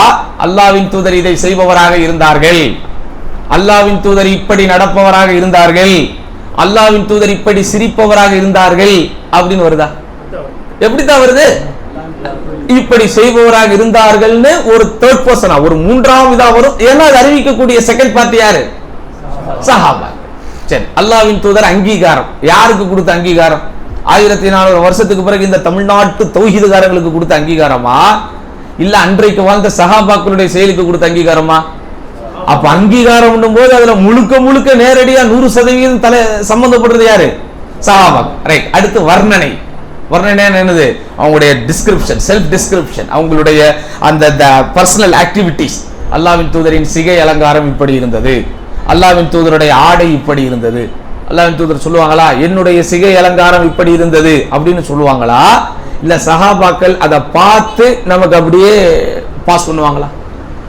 அப்ப என்னங்க இது? எப்படிங்க நீங்க சஹாபாக்களை தள்ளி வச்சுட்டு சுண்ணாவை எடுத்துக்க முடியும்? இதனாலதான் நம்ம சொல்றோம், ஆரம்பத்திலிருந்து எது வழிகேடர்கள் ஆரம்பித்ததிலிருந்து அவர்களுடைய கடைசி காலம் வரைக்கும் அவங்களுக்கு பிரச்சனை சஹாபாக்கள்கிட்டையும் சுன்னாலையும். அதனாலதான் நாம் அஹ்லு சுன்னத்தி வல் ஜமாஅத் நம்மளை அடையாளப்படுத்தும். இன்னைக்கு இவங்க அஹ்லு சுன்னத் வல் ஜமாஅத்ங்கிற பேர்ல பல வழிகேடுகள் வந்துட்டதுனால நம்ம அதையும் தாண்டி எங்களை அஹ்லு தௌஹீத், நாங்கள் தௌஹீதுக்காரர்கள், அல்லது அஹ்லுல் ஹதீஸ், நாங்கள் ஹதீஸை பின்பற்றுபவர்கள், அல்லது அஹ்லுல் குர்ஆன் வல் ஹதீஸ், குர்ஆனுக்கும் ஹதீஸுக்கும் நாங்கள் சொந்தக்காரர்கள், அல்லது அஸ்ஸலஃப், நேர்வழி பெற்ற நல்லோர்களாகிய அந்த முன்னோர்களை பின்பற்றுபவர்கள் அப்படின்னு நம்மளை அடையாளப்படுத்துவதற்குண்டான நிர்பந்தத்துக்கு ஆளாக்கப்படும். இதுதான் நம்மளை இந்த பெயர்களை கொண்டு நாம் அடையாளப்படுத்துவதற்குண்டான காரணம். ஆக்சுவலி நம்ம யார்? நம்ம முஸ்லீம்கள் தான், அதுல மாற்றுக்கிறதே கிடையாது. ஏன்னா நம்ம இந்த மாதிரியான துணை பெயர்களை சொல்லும் போதெல்லாம் சில பேர் புரியாம, ஏயா அல்லாஹ் உங்களுக்கு முஸ்லீம்னு பேர் வச்சிருக்கும் போது ஏன் நீங்க இந்த பேர்ல உங்களை அடையாளப்படுத்துறீங்க? அவங்க கிட்ட திரும்பி நம்ம ரொம்ப பணிவா கேட்கிறோம், முஸ்லீம்கள் தானே, அப்புறம் ஏன் அல்லாஹ் யா யுஹல்லதீன ஆமனூ இறை நம்பிக்கை கொண்டவர்களேன்னு கூப்பிடுறான்? முஸ்லீம்களேன்னு கூப்பிட வேண்டியதானே, மூமின்களேன்னு ஏன் கூப்பிடுறான்? ஏன் முஸ்லீம்னு சொல்லி முனாஃபிக்னு ஒரு கூட்டம் இருந்துச்சு.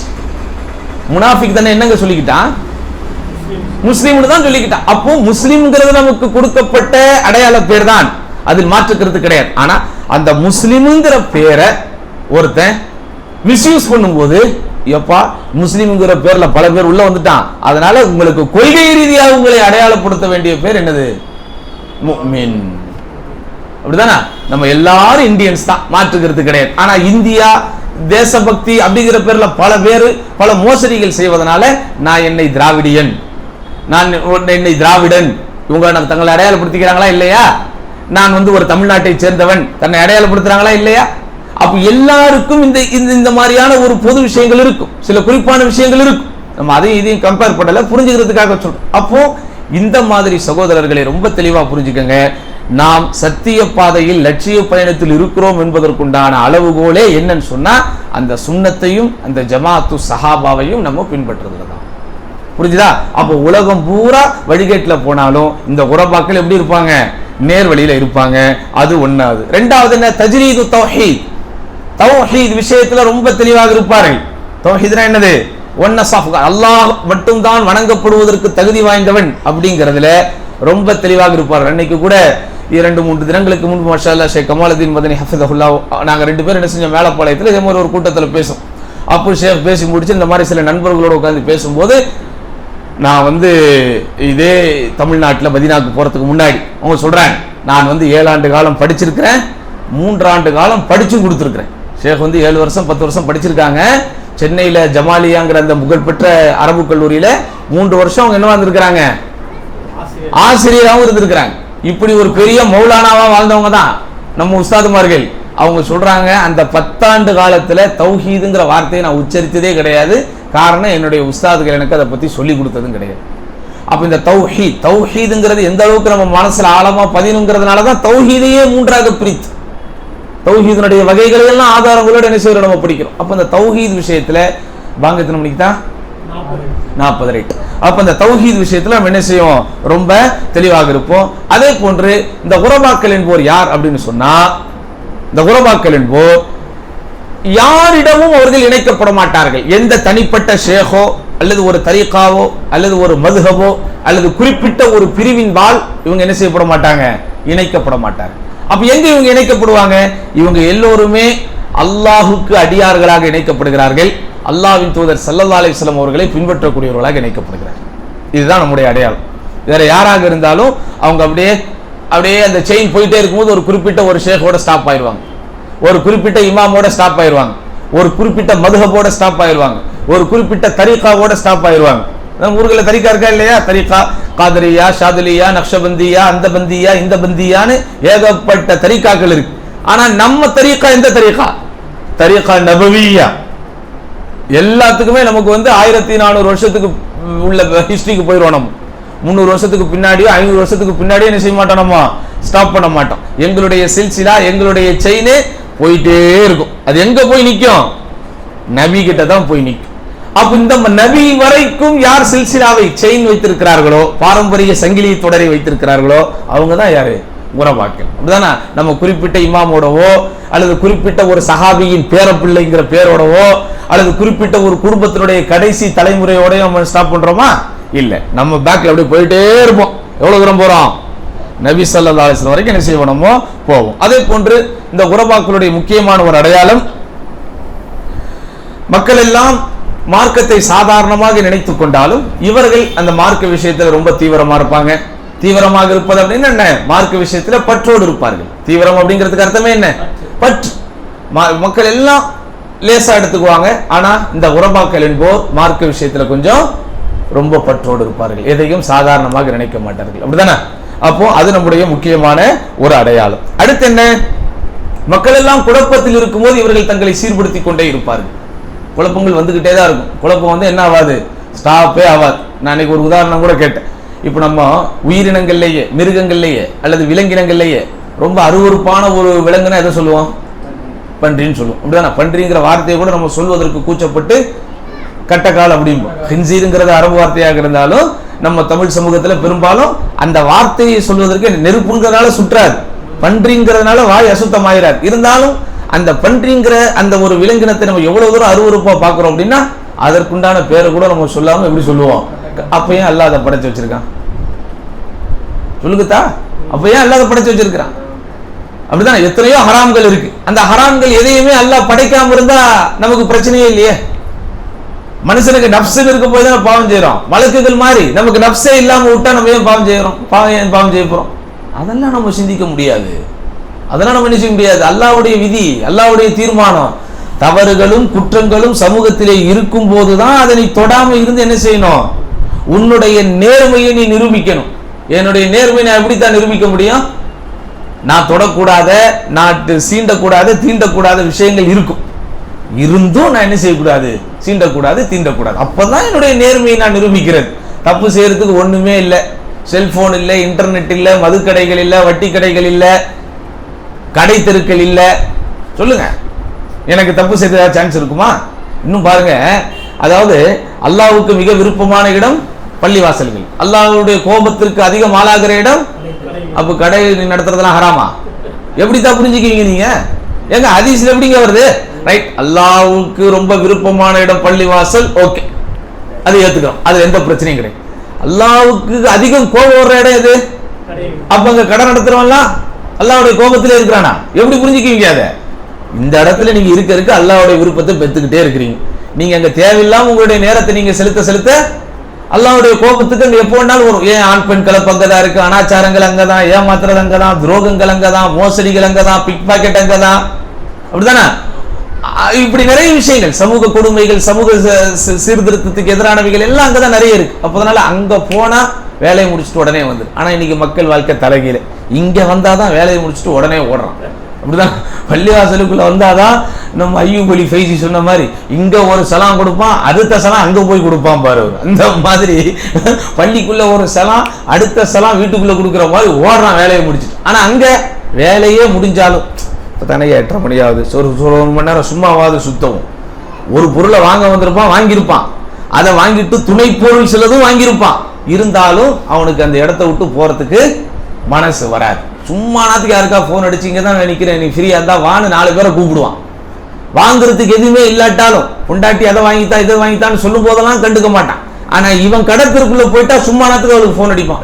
மார்க்கெட்ல தான் இருக்க ஏதாவது வேணுமா டக்குன்னு மெசேஜ் அனுப்புவான். ஏன் கடை தெருக்குள்ள இருக்கிற கல்வி அவ்வளவு சீக்கிரம் வெளியே வந்துடாது. இப்படி நிறைய விஷயங்கள் இருக்கு, ஆமாவா இல்லையா? அப்ப அதனால மக்கள் எல்லாம் வழிகட்டு இருக்கும் போது இவங்க எப்படி இருப்பாங்க, தங்களுடைய காரியங்களை அவர்கள் சீர்படுத்தி கொண்டிருப்பார்கள். அடுத்த விஷயம் என்ன, இந்த குரபாக்களுடைய அடையாளம் பிறரையும் சீர்படுத்துவார்கள். அதுதான் ரொம்ப முக்கியம். அதை செய்வதற்கு நம்மள பல பேரும் எல்லாருமே என்ன செய்யணும், தயாரா இருந்துகிட்டே இருக்கணும். நம் வரைக்கும் இந்த விஷயங்களை பெற்றுக்கொண்டா போகாது, பிறருக்கு என்ன செய்யணும், நம்ம கொடுத்துக்கிட்டே இருக்கணும். இறுதியா ஒரே ஒரு வசனத்தை சொல்லி நான் முடித்துக் கொள்கிறேன். குர்ஆனில் அல்லாஹ் குறிப்பிடுகிறான், ஃபலௌலா கான மினல் குரூனி மின் கப்லிக்கும் உலு பக்கியத்துன் யன்ஹூன அனில் ஃபஸாதி ஃபில் அர்தி இல்லா கலீலன் மிம்மன் அன்ஜைனா மின்ஹும் வத்தபஅல் லதீன ஸலமு மா உத்ரிஃபு ஃபீஹி வ கானூ முஜ்ரிமீன்.